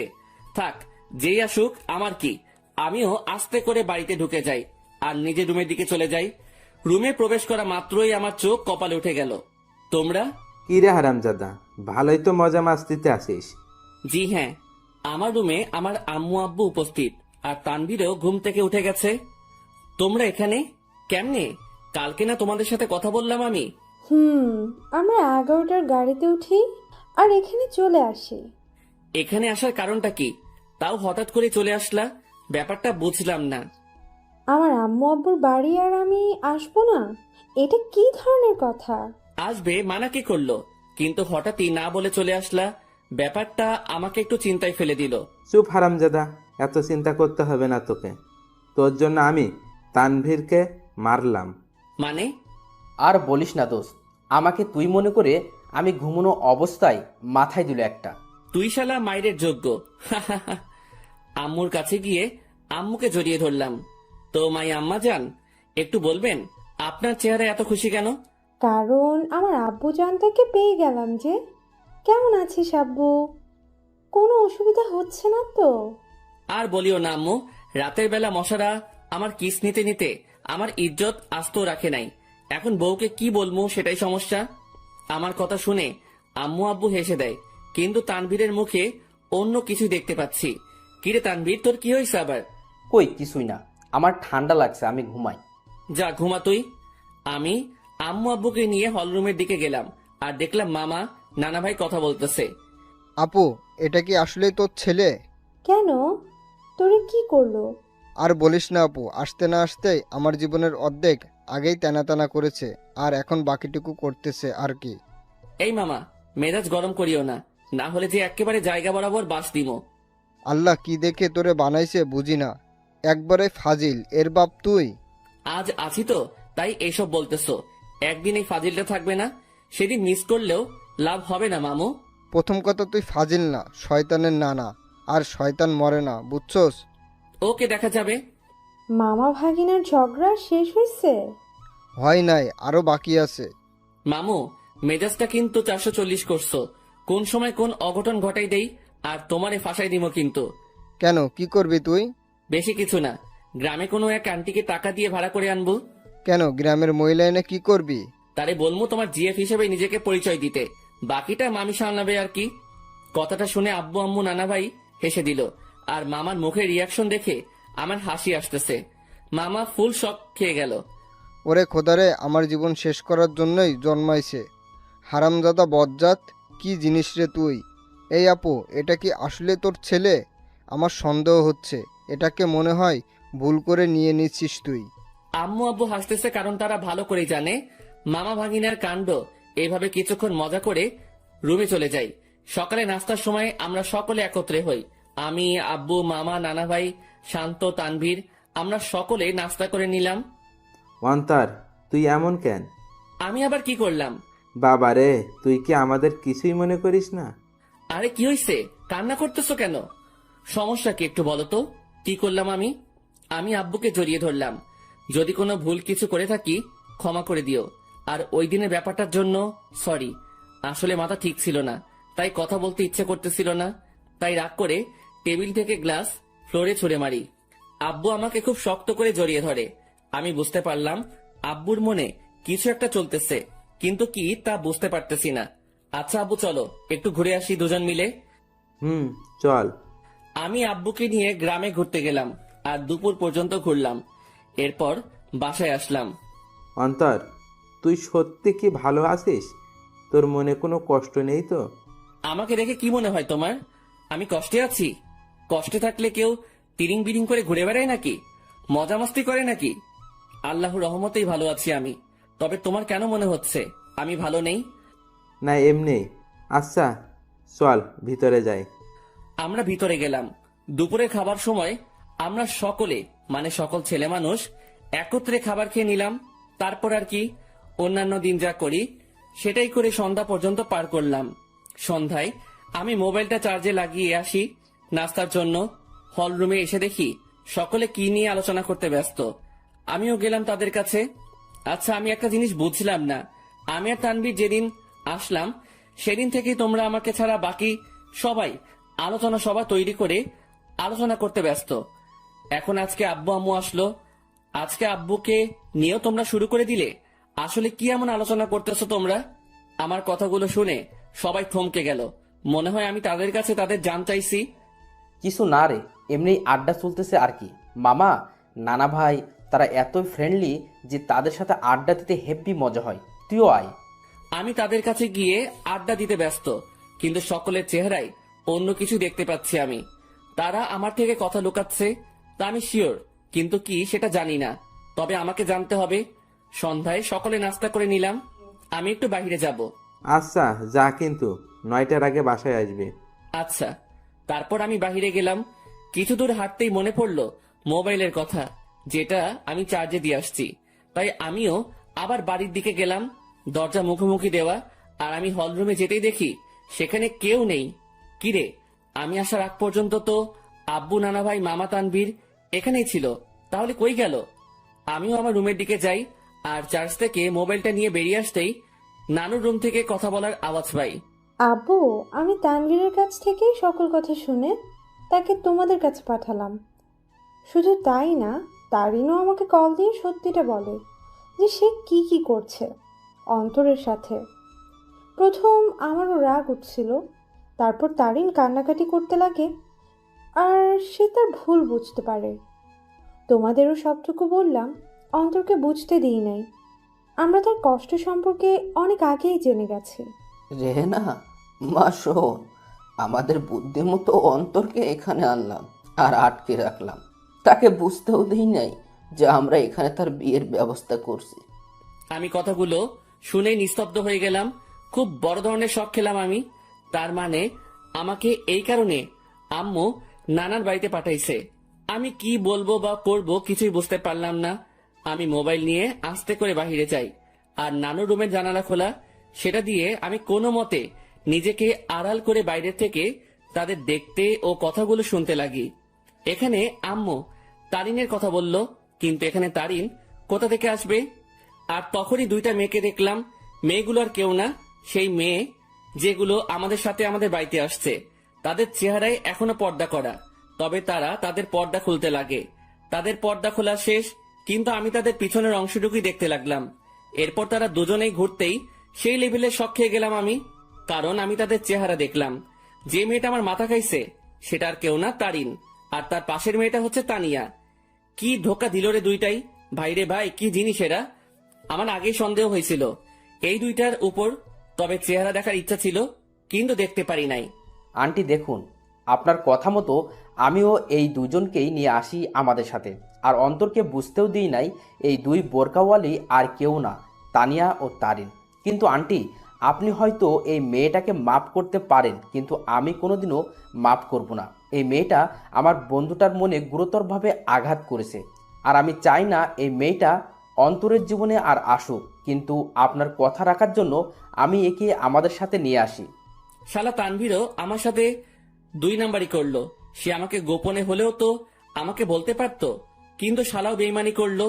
তানভীর প্লিজ, আল্লাহর দোহাই লাগে, আমাকে মাফ করে দাও। আমি সত্যিই অজান্তে এমনটা করছি। আমি অন্তরকে হারাইতে চাই না। প্লিজ আমার অন্তরকে ফিরিয়ে দাও। কথা দিচ্ছি আর এমন হবে না, কোনোদিনও না। এই, তুমি এভাবে কথা বলতেছো কেন? তারিন তো তার ভুল বুঝতে পারছে, তাহলে কেন ওকে কথা শোনাচ্ছ তুমি? তুমি কি ভুলে গেছো এই মেয়েটা কি অপবাদ দিয়েছিল তোমাকে ও অন্তরকে? আর ভুলে গেলেও কিভাবে অন্তরকে জুতার বাড়ি দিচ্ছে? এই মেয়ে ক্ষমার যোগ্য না। তানভীর বাবা শোন, আমি জানি আমার ছেলেটার সাথে কি করলো তারিন, কিন্তু সে তো তার ভুল বুঝতে পারলো। আর আমি আমার ছেলেকে চিনি ভালো করে, সে নিশ্চয়ই তারিনকে ক্ষমা করে দিবে। কিন্তু আন্টি, আমার মনে হয় না অন্তর এই মেয়েটাকে ক্ষমা করবে। আমি অন্তরকে ভালো করে চিনি, কারণ অন্তরের সাথে কেউ শত্রুতামি করলেও অন্তর ক্ষমা করে দিতে পারে, কিন্তু এই মেয়েটা অন্তরের মন ভাঙছে। তাই তো বাবা, আমরা অন্তর ও তারিনের বিয়ের ব্যবস্থা করেছি, যাতে বিয়ের পর অন্তর তারিনকে বুঝতে পারে আর ক্ষমাও করে দেয়। আর এই জন্যই আগামীকালেই অন্তর ও তারিনের বিয়ে দিব আমরা সকলে মিলে। তানভীর, আমি অন্তরকে না পেয়ে মরেই যাব। দেখো তানভীর, আমি জানি আমি অনেক বড় ভুল করছি, কিন্তু বিশ্বাস করো অন্তরকে আমি নিজের থেকেও বেশি ভালোবাসি। তানভীর, আমি তোমার পায়ে পড়ি, একমাত্র তুই পারিস অন্তরকে আমার করে দিতে। এই মেয়ে দূরে থাক আমার থেকে। আর আন্টি, আঙ্কেল যেহেতু আপনার অন্তরকে না জানিয়ে অন্তরের বিয়ের ব্যবস্থা করছেন, যদি অন্তর জানতে পারে যে আপনাদের প্ল্যানে আমি জড়িত, তাহলে অন্তর আমাকে কখনোই ক্ষমা করবে না। তাই আপনারাও কেউ বলিয়েন না যে আমি আপনার সাথে ছিলাম। কিন্তু তানভীর, আমি তো সত্যিটা জেনেই গেছি। আর কথা রইল বিয়ের, সেটা তখনই হবে যখন আমি এখানে থাকবো। তার আগেই আমি এখান থেকে কেটে পড়বো। ঠিক আছে বাবা, আমরা এটা বলবো না যে তুমি সব জানতে। আমরা ব্যাপারটা লুকাবো অন্তর থেকে। এবার আমার সামনে সকল সত্য চলে আসলো। বাহ, ভালোই তো প্ল্যান করছে। আর কি বললো তারিন? সে আমাকে ভালোবাসে, তাই না? আর ভালোবাসা লাগবে না, বিয়ে তো দূরে থাক, তার চেহারাও দেখতে আমি ইচ্ছুক নই। আমিও চলে গেলাম। কোনো মতে রাত 8টা পর্যন্ত বাইরে কাটালাম। আমি বাড়ি আসলাম আর দেখলাম তারা কথা বলতেছে। আমি তো এখন জেনেই গেছি তাদের কি নিয়ে আলোচনা হতো এতদিন। তারা আমার থেকে কথা লুকাইছে, এবার আমিও তাদের বুঝতে দিব না আমিও তাদের গোপন কথাটা জেনে গেছি। সকলে মিলে রাতের খাবারটা খেয়ে নিলাম, তবে আমি চুপচাপ ভাবে থাকি আর তাদের বুঝতে দেই না আমার মনে কি চলতেছে। আমি কারো সাথে কোনো কথা না বলে চলে যাই রুমে। কিরে, কি করিস? কিছু না। কিরে, এভাবে চুপচাপ আসিস কেন? আমার ঘুম আসতেছে। Bye, good night. আমি কম্বলটা গায়ের উপর দিয়ে শুয়ে পড়ি। রাত প্রায় 12টা বাজে। তানভীর ঘুমায়, কিন্তু আমি ঘুমাইনি, কারণ আমি চলে যাব এখান থেকে। কাউকে বলেও যাব না। আমিও উঠে আমার ব্যাগ গুছিয়ে নিয়ে রেডি হয়ে আস্তে করে ব্যাগ নিয়ে রুম থেকে বেরিয়ে পড়ি আর আস্তে করে দরজা খুলে বাসার বাইরে চলে যাই। আমাদের বাড়ি থেকে বাস স্টেশন প্রায় হেঁটে গেলে 15 মিনিটের রাস্তা, আর আমিও ব্যাগ নিয়ে হাঁটতে লাগি। বাস স্টেশন প্রায় হেঁটে গেলে 15 মিনিটের রাস্তা, আর আমিও ব্যাগ নিয়ে হাঁটতে লাগি। আমি কোনো মতে বাস স্টেশনে পৌঁছে যাই। সেখানে গিয়ে মামা তানভীরকে SMS করে দেই যে আমি চলে যাচ্ছি, আমার জন্য চিন্তা না করতে। ব্যাস, মেসেজ দিয়ে মোবাইলটা অফ করে দেই আর বাস স্টেশনে বসে আছি। আজ আমি আমার আপন মানুষগুলো থেকে দূরে চলে যাব, তবে জানি না কোথায় যাব আমি। তবে আপাতত আমি আমার এলাকার দিকেই যাব, এরপর না হয় অন্য কোনো কিছু ভাববো আমি। ভাগ্যক্রমে একটা বাস আসে আর আমি উঠে পড়ি। আমি বাসের মধ্যে ড্রাইভারের পিছনের সিটে বসি। সেখানে টিকিট বাকি ছিল, তাই আমিও নিয়ে নেই। মোট কথা তাদের থেকে দূরে চলে যেতে চাই আমি।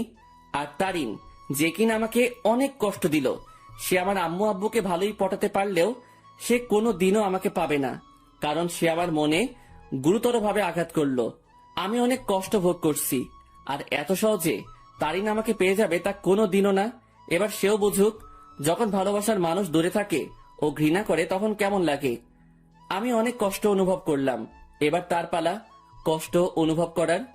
আমি কোনো দিনও তারিনকে বোরকা পরা অবস্থায় দেখি নাই, আর আমাদের সাথে যখন বাসে ওঠে তখন সে বোরকাটা পরে, মানে শুধু চোখগুলো দেখা যাবে, বাকি শরীরের অংশ দেখা যাবে না।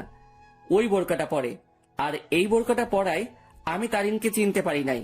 তবে শুধু তারিন না, তানিয়াও তারিনের মতোই বোরকা পরে, তবে বোরকার রংটা ভিন্ন। তারিন পরছিল কালো আর তানিয়া পরছিল একটু নেভি ব্লু বোরকা। মেয়েটা ভালোই বুদ্ধি খাটাইছে, মানতেই হবে। সে আমার সামনে না এসে আম্মু আব্বুকে ভালোভাবেই পটাইছে ও তাদেরকে ভালোভাবেই আয়ত্ত করলো, কিন্তু কোনো লাভ হয়নি। কি করে ভাবলো এত সহজে আমাকে পেয়ে যাবে? আমাকে যতটুকু কষ্ট দিল তাকেও সেটা অনুভব করতে হবে। এরপর না হয় দেখা যাবে। প্রায় 2 ঘন্টা বাস চলতেছে, কিন্তু চোখে কোনো ঘুম নেই আমার। থাকবেই বা কি করে? যে দেখলাম ও শুনলাম আমি যদি আজ সেখান থেকে না চলে আসতাম, তাহলে তারা আমাকে জোর করে হলেও তারিনের সাথে বিয়ে দিত। কিন্তু আমি কোনো দিনও এই মেয়েকে এত সহজে মেনে নিব না। একবার এই মেয়েটা আমাকে সন্দেহ করে ও অবিশ্বাস করে, আমাকে অনেক অপমান করলো আর জুতার বাড়িও দিল। আর আজ যদি মেয়েটাকে আমি বিয়ে করি, তাহলে আমার অপমানের কি হবে? আমার মনে যে আঘাত করলো তার কি হবে? আর তাছাড়াও এরপর সে যদি অন্য কোনো কাহিনী করে বসে বা আমার পরিবার থেকে আমাকে আলাদা করতে চায়, তাহলে না, এই মেয়ে ভালোবাসার যোগ্য নয়। ওর মনে কোনো ভালোবাসা নেই, আছে শুধু ভালো লাগা। আর ভালোবাসার কি বা বুঝে এই মেয়ে? হ্যাঁ, ভালোবাসার কোনো কিছু জানে সে? ভালোবাসা কি সেটা জানে নাকি? যদি সে সত্যিকারই আমাকে ভালোবাসতো তাহলে আমার উপর ভরসা রাখতো, কিন্তু সে। বাসের ব্রেক কাজ করতেছে না। কথাটা শুনে সেখানে থাকা যাত্রীরা ও আমি শক খেয়ে গেলাম। কি বলতেছেন আপনি এসব? বাসের ব্রেক কাজ করতেছে না, হঠাৎ করেই ব্রেক কাজ করা বন্ধ করে দিয়েছে। ড্রাইভারের কথা শুনে যাত্রীরা আতঙ্কে ও ছোটাছুটি চিৎকার চেঁচামেচি শুরু করে দেয়। আরে আপনারা শান্ত হন সবাই, প্লিজ এভাবে উত্তেজিত হবেন না। আর তখনই সামনে থেকে একটা ট্রাক আসে আর বাসের সাথে ট্রাকের ধাক্কা লাগে। এক মুহূর্তেই সকল কিছু পরিবর্তন হয়ে গেল। আমার চোখ ঝাপসা হয়ে আসছে, তবুও চোখে একবার আশেপাশে দেখে নেই। মৃত্যু আমার চলে আসছে, আর আমার জীবনের সমাপ্তি হয়তো এইভাবেই হওয়ার ছিল। আর কিছুক্ষণের মধ্যে অন্তর সেখানে মারা যায়। বাসে প্রায় 40 জনের মতো ছিল, যার মধ্যে অনেকেই গুরুতর আহত হয়। আর সামনে থাকা ড্রাইভারও শেষ। বাসটি সামনে স্টেশন থেকে যাত্রী নেওয়ার কথা ছিল, হয়তো আর যাত্রী নেওয়া হলো না। কিছুক্ষণ পরেই সেখানে উদ্ধারকর্মী ও অ্যাম্বুলেন্স আসে ও তাদের কাজ করতে ব্যস্ত। সকালবেলা তানভীরের মোবাইল বেজে ওঠে। হ্যালো। অপর পাশ থেকে কথা শুনে তানভীরের মোবাইল হাত থেকে পড়ে যায়। তানভীর পাগলের মতো ব্যবহার করতে শুরু করে, আর তানভীর অন্তরের মামাকে নিয়ে সেও সকাল সকাল বেরিয়ে পড়ে। তানভীর ও অন্তরের মামা জায়গা মতো চলে যায়। তাকে একজন পুলিশ ফোন দেয় আর ঠিকানাটাও দেয়, আর বলে সেখানে চলে আসতে, আর তানভীরও সেখানে চলে যায়। তানভীর, কি হয়েছে? তুই এখানে আনলি কেন? তানভীর চুপ হয়ে আছে। জি, আপনার নাম কি তানভীর? জি। আসুন আমার সাথে। আসলে ডেড বডির পকেট থেকে আমরা একটা মোবাইল পাই, আর সেটা অন করেই সেখানে আপনার নাম্বার দেখতে পাই, যেখানে লেখা ছিল তানভীর বেস্ট। তাই আপনাকে কল দিলাম। কার ডেড বডির কথা হচ্ছে অফিসার? আসুন আমার সাথে। পুলিশ তানভীর ও অন্তরের মামাকে একটা রুমে নিয়ে যায়, যেটাতে ডেড বডি শোয়ানো। সেখানে সাদা চাদর মোড়ানো একটি লাশের কাছে নিয়ে যায়। তানভীর, কি হয়েছে রে? কার কি হয়েছে? কিন্তু তানভীর নিস্তব্ধ। পুলিশ অফিসার সাথে সাথে সেই লাশের মুখ থেকে সাদা চাদরটা সরায়। সাথে সাথে অন্তরের মামা লাশ দেখে থমকে যায়, কারণ এটা তার ভাগ্নে অন্তরের ডেড বডি। এই তানবীর, এটা কে? দেখতে তো পুরাই আমাদের অন্তরের মতো লাগতেছে। তানবীরের সাথে সাথে সেই বড়িটা ধরে চিৎকার করে কান্না করতে লাগে, কারণ আজ তার বন্ধু তার থেকে বহুদূরে চলে গেছে, যেখান থেকে আর কোনোদিনও ফিরবে না। এই অন্তর, এভাবে শুয়ে আছিস কেন? এই এই অন্তর, দেখ ভাই, এভাবে শুয়ে থাকিস না, কথা বল ভাই। এই তুই না আমাকে ভাই ডাকছিস, আর তুই না বলতি তুই আমার কথা শুনবি, তাহলে শালা এভাবে শুয়ে আছিস কেন? এই অন্তর। এই তুই কাকে অন্তর বলতেছিস তানবীর? আমাদের অন্তর তো বাসায়। আর তখনই অন্তরের মামার মোবাইলে কল আসে আর দেখে তার বোন কল দিছে। কি রে ভাই, কই গেছিলি? আর তানভীর, অন্তর কই? অন্তরের মামা এই কথাটা শুনে থমকে যায়, কারণ বলল অন্তর ওর বাড়িতে নেই। সাথে সাথে কল কেটে দেয় আর স্ক্রিনের দিকে তাকায়। সেখানে অন্তরের একটা মেসেজ দেখে, সেও সেটা দেখতে লাগে। সেখানে লেখা ছিল, মামা, আমি তোমাদের মনের গোপনের তথ্যটা জেনে গেছি, কিন্তু তোমরা আমার মনের অবস্থা জানো না। আপাতত আমি এই সব থেকে নিজেকে বিরত রাখতে চাই, কিন্তু বাড়িতে থাকলে আমি শিওর তোমার আমাকে বিয়ে দিয়েই ছাড়বা, তাই বাধ্য হয়ে আমাকে চলে যাইতেই হইতেছে। ভালো থাকিও আব্বু আম্মু, নানা ভাই, নানু, তানভীর, শান্তা, মামি, আর তোমাদের বাসার সেই গেস্টগুলোর খেয়াল রাখিও, আর সাথে নিজেরও খেয়াল রাখিও, আর আমার জন্য দোয়া করিও। খোদা হাফেজ। তোমার জীবন তেনা তেনা কারি। অন্তর মেসেজটা দেখার সাথে সাথে সেও অন্তরের দেহটাকে ধরে কান্না করে দেয়। আপনারা একটা অ্যাম্বুলেন্স ভাড়া করে বাড়িতে নিয়ে যেতে পারেন। অন্তরের মামা একটা অ্যাম্বুলেন্স ভাড়া করে নেয়, আর সেখানে অন্তরের দেহটাকে নিয়ে রওনা হয় তাদের বাড়ির দিকে। তাদের বাড়িতে পৌঁছালো। অন্তরের মামাকে দেখে অন্তরের আম্মু সেখানে তার ভাইয়ের কাছে যায়। কি রে ভাই, কই গেছিলি? আর তানভীর, অন্তর কই? কিন্তু তার ভাই চুপ হয়ে আছে। কি রে ভাই, কথা বলিস না কেন? আর আজকে তারিনের পরিবার আসতেছে, তাদের থাকার ব্যবস্থা কর।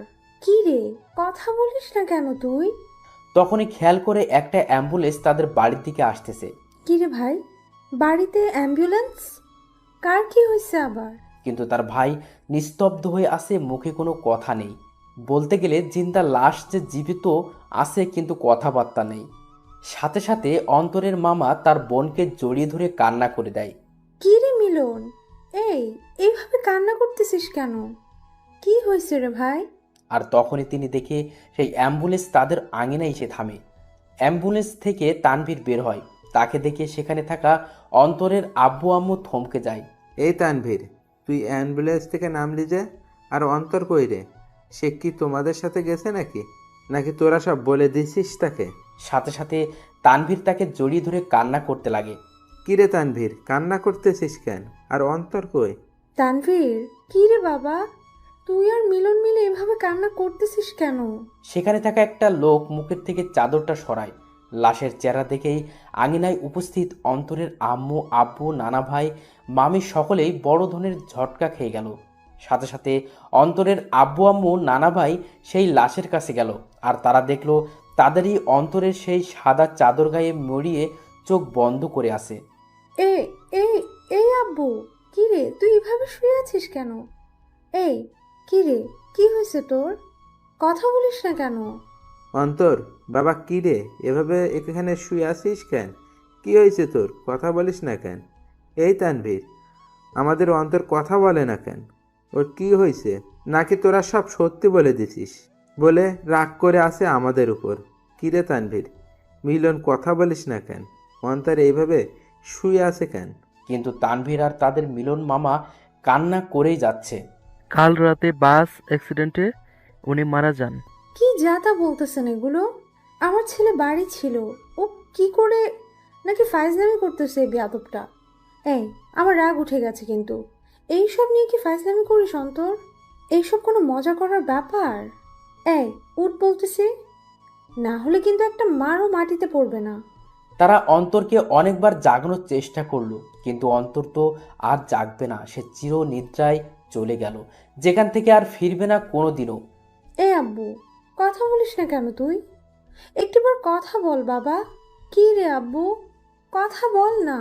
সাথে সাথে অন্তরের বাবা মা দুজনেই অন্তরের দেহটাকে জড়িয়ে ধরে কান্না করে দিল।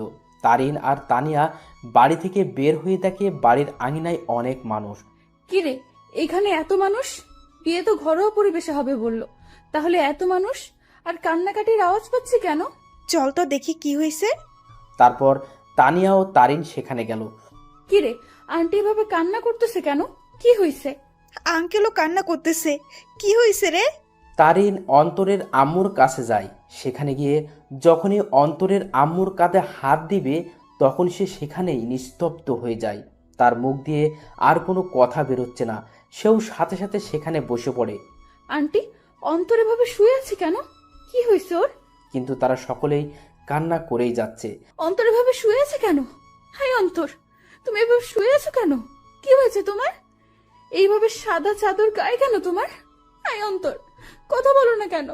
আঙ্কেল আন্টি, অন্তর এভাবে শুয়ে আছে কেন? কি হয়েছে? কথা বলতেছেন না কেন আপনারা? কিন্তু কারো কোনো মুখে কথা নেই, শুধু কান্না আর কান্না। হাই কলিজা, এইভাবে শুয়ে আছো কেন? আমি জানি তুমি আমার উপর অনেক রাগ করে অভিমান করে বসে আছো, কিন্তু বিশ্বাস করো আমি সত্যি তোমাকে ভালোবাসি। হ্যাঁ, আমি অন্যায় করেছি তোমার সাথে আর বিশ্বাস রাখি তোমার সাথে, কিন্তু আমি আমার ভুল বুঝতে পারছি। তাই একটিবার আমাকে সুযোগ দাও, আর কোনোদিন এমনটি করব না। সত্যি বলতেছি তোমাকে। কি হলো, কথা বলো না কেন তুমি? হাই কলিজা, একটিবার কথা বলো না, আমি তোমার পায়ে ধরতেছি। এই আর একটিবার সুযোগ দাও আমাকে, দোয়াই লাগে তোমার। এইভাবে চুপ থেকো না প্লিজ। দেখো, আমার কিন্তু ভয় লাগতেছে। আর তুমি এইভাবে চুপচাপ শুয়ে আছো কেন? কথা বলো না। দেখো, এভাবে চুপচাপ থেকো না। আমার আর এমন ভুল আমি করবো না। সবসময় তোমার প্রতি বিশ্বাস রাখবো। হাই কলিজা, কথা বলো না কেন? কি হয়েছে তোমার? তারিন অন্তরের হাত ধরে উঠালো আর সাথে সাথে পড়ে যায়। আর তখনই তানিয়া এসে তারিনকে ধরে আর নিয়ে যেতে লাগে। আই তানিয়া, ছাড় আমাকে। আমার কলিজা কথা বলে না কেন?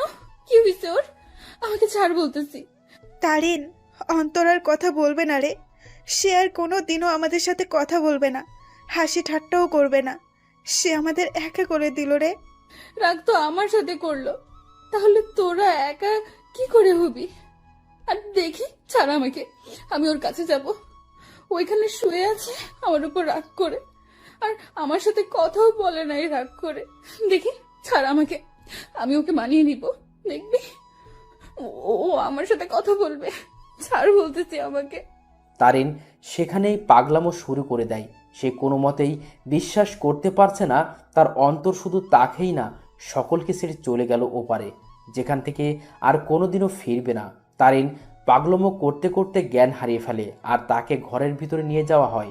দুপুরবেলা জানাজা পড়িয়ে অন্তরকে নিয়ে যেতে লাগে তার চিরস্থায়ী স্থানে। আজ এক আব্বুর কাঁধে তার ছেলের লাশ, এক বন্ধুর কাছে তার ভাইস্বরূপ বন্ধুটির লাশ হয়ে শুয়ে আছে, আর এক হতভাগা মামা যার সাথে হাসি মজা করে বেড়ানো ভাগ্নেটার লাশের খাট বহি করে নিয়ে যাচ্ছে তার চিরস্থায়ী স্থানে। অন্তরকে কবরে শোয়ানো হয়, তাকে মাটি দেওয়া হয়। আজ সেই কবরে দাফন হয়ে গেল কারো ছেলে, কারো ভাগ্নে, কারো প্রিয় বন্ধু আর কারো ভালোবাসা। সকলকেই সেখানে অন্তরের জন্য দোয়া করে চলে যায়। তবে সেখানে বসে বসে তিনজন হতভাগা মানসিক কান্নায় ভেঙে পড়ে বসে আছে। আজ অন্তরের মামা ভাবতে লাগে সেই দিনগুলো যখনই অন্তর তাকে জ্বালিয়ে বেড়াতো, কিন্তু আজ থেকে সেই মামাকে আর কেউ জ্বালাবে না। আজ এক বন্ধু তার সুখ দুঃখ ভাগ করা বন্ধুকে হারিয়ে ফেলল। আজ একজন বাবা তার শাসন করা ছেলেটাকে হারিয়ে বসে আছে। সব সময় অন্তরকে বকা দিয়ে বেড়াতো, কিন্তু আজ থেকে সেই বকাগুলো আর কাউকে দিতে পারবে না। অন্যদিকে তারিনের জ্ঞান ফিরে সে দেখে অন্তরের আম্মু কান্না করতেছে, আর তানিয়া তাকে সামলাতে সামলাতে কান্না করতে লাগলো। এই, তোমরা সকলে কান্না করতেছো কেন? আজকে না আমার আর অন্তরের বিয়ে, আর বিয়েতে তো মেয়েরা কান্না করে। তাহলে তোমরা ছেলের মা, ছেলের বান্ধবী হয়ে কান্না করতেছো কেন? আরে যাও, তাড়াতাড়ি আমাকে রেডি হতে হবে। এই তানিয়া, তাড়াতাড়ি আমাকে রেডি করে দে। কাজী সাহেব চলে আসবে যে কোনো সময়। আর অন্তর রেডি হইছে, দেখ না। আর শোন, তানভীরকে বল না অন্তরকে রেডি হওয়া অবস্থায় একটু ছবি দিতে। আমি একটু দেখবো আমার কলেজাটাকে। তানভীরকে বল না। অন্তরের ছবি দিতে আমাকে রেডি করে দে। আমি শাড়ির আঁচল সামলাতে পারি না, কিন্তু ও বলছিল শাড়িতে নাকি আমাকে দারুণ মানাবে, আমি ওর জন্য শাড়ি পরবো। তারিন, কি হয়েছে? আর আন্টি, সরি আম্মু, একটু রেডি করে দাও না, কাজী সাহেব চলে আসবে তো, আমাকে আবার অন্তরকে মানাতে হবে। তারিন সেখানে পাগলের মতো ব্যবহার করতে লাগলো। তারিনকে অনেকবার বোঝানোর চেষ্টা করা হলো অন্তর অনেক দূরে চলে গেছে, কিন্তু সে তা কোনো মতেই মানছে না। তারা বুঝতে পারলো অন্তরের অকাল মৃত্যু তারুণের মাথার এফেক্ট করেছে, তাইও সে পাগলের মতো আচরণ করতে লাগলো। তারিনের পরিবারও আসে, সবাই মিলে তারিনকে সামলানোর চেষ্টা করে, কিন্তু তারিনের মুখে একটা শব্দ, অন্তর। কিন্তু সে আর কোনোদিনও ফিরবে না। এভাবেই সমাপ্তি ঘটল এক অসমাপ্ত ভালোবাসার। একটি সন্ধ্যের জন্য একটি ভালোবাসা অপূর্ণ রয়ে গেল, শুধু থেকে গেল ভালোবাসার কিছু স্মৃতি ও অনুভূতি। ভালোবাসার মধ্যে সবচেয়ে গুরুত্বপূর্ণ হলো বিশ্বাস। একে অপরের প্রতি বিশ্বাস যত মজবুত থাকবে, ভালোবাসাও তত শক্ত হবে। সন্ধ্যের জন্য একটি ভালোবাসা সম্পূর্ণ শেষ হয়ে যায়, তবে বর্তমানে ভালোবাসার মানুষগুলোও অনেক আজব, কারণ আমরা ভুল মানুষের উপর বিশ্বাস করে ফেলি আর সঠিক মানুষকে সন্দেহ করে বসি। তাই ভালো যেহেতু বাসবেন, তার আগেই সেই ব্যক্তিটার সম্পর্কে একটু ধারণা নিয়েই তবেই ভালোবাসিয়েন আর ভালোবাসার প্রতি ভরসা রাখবেন।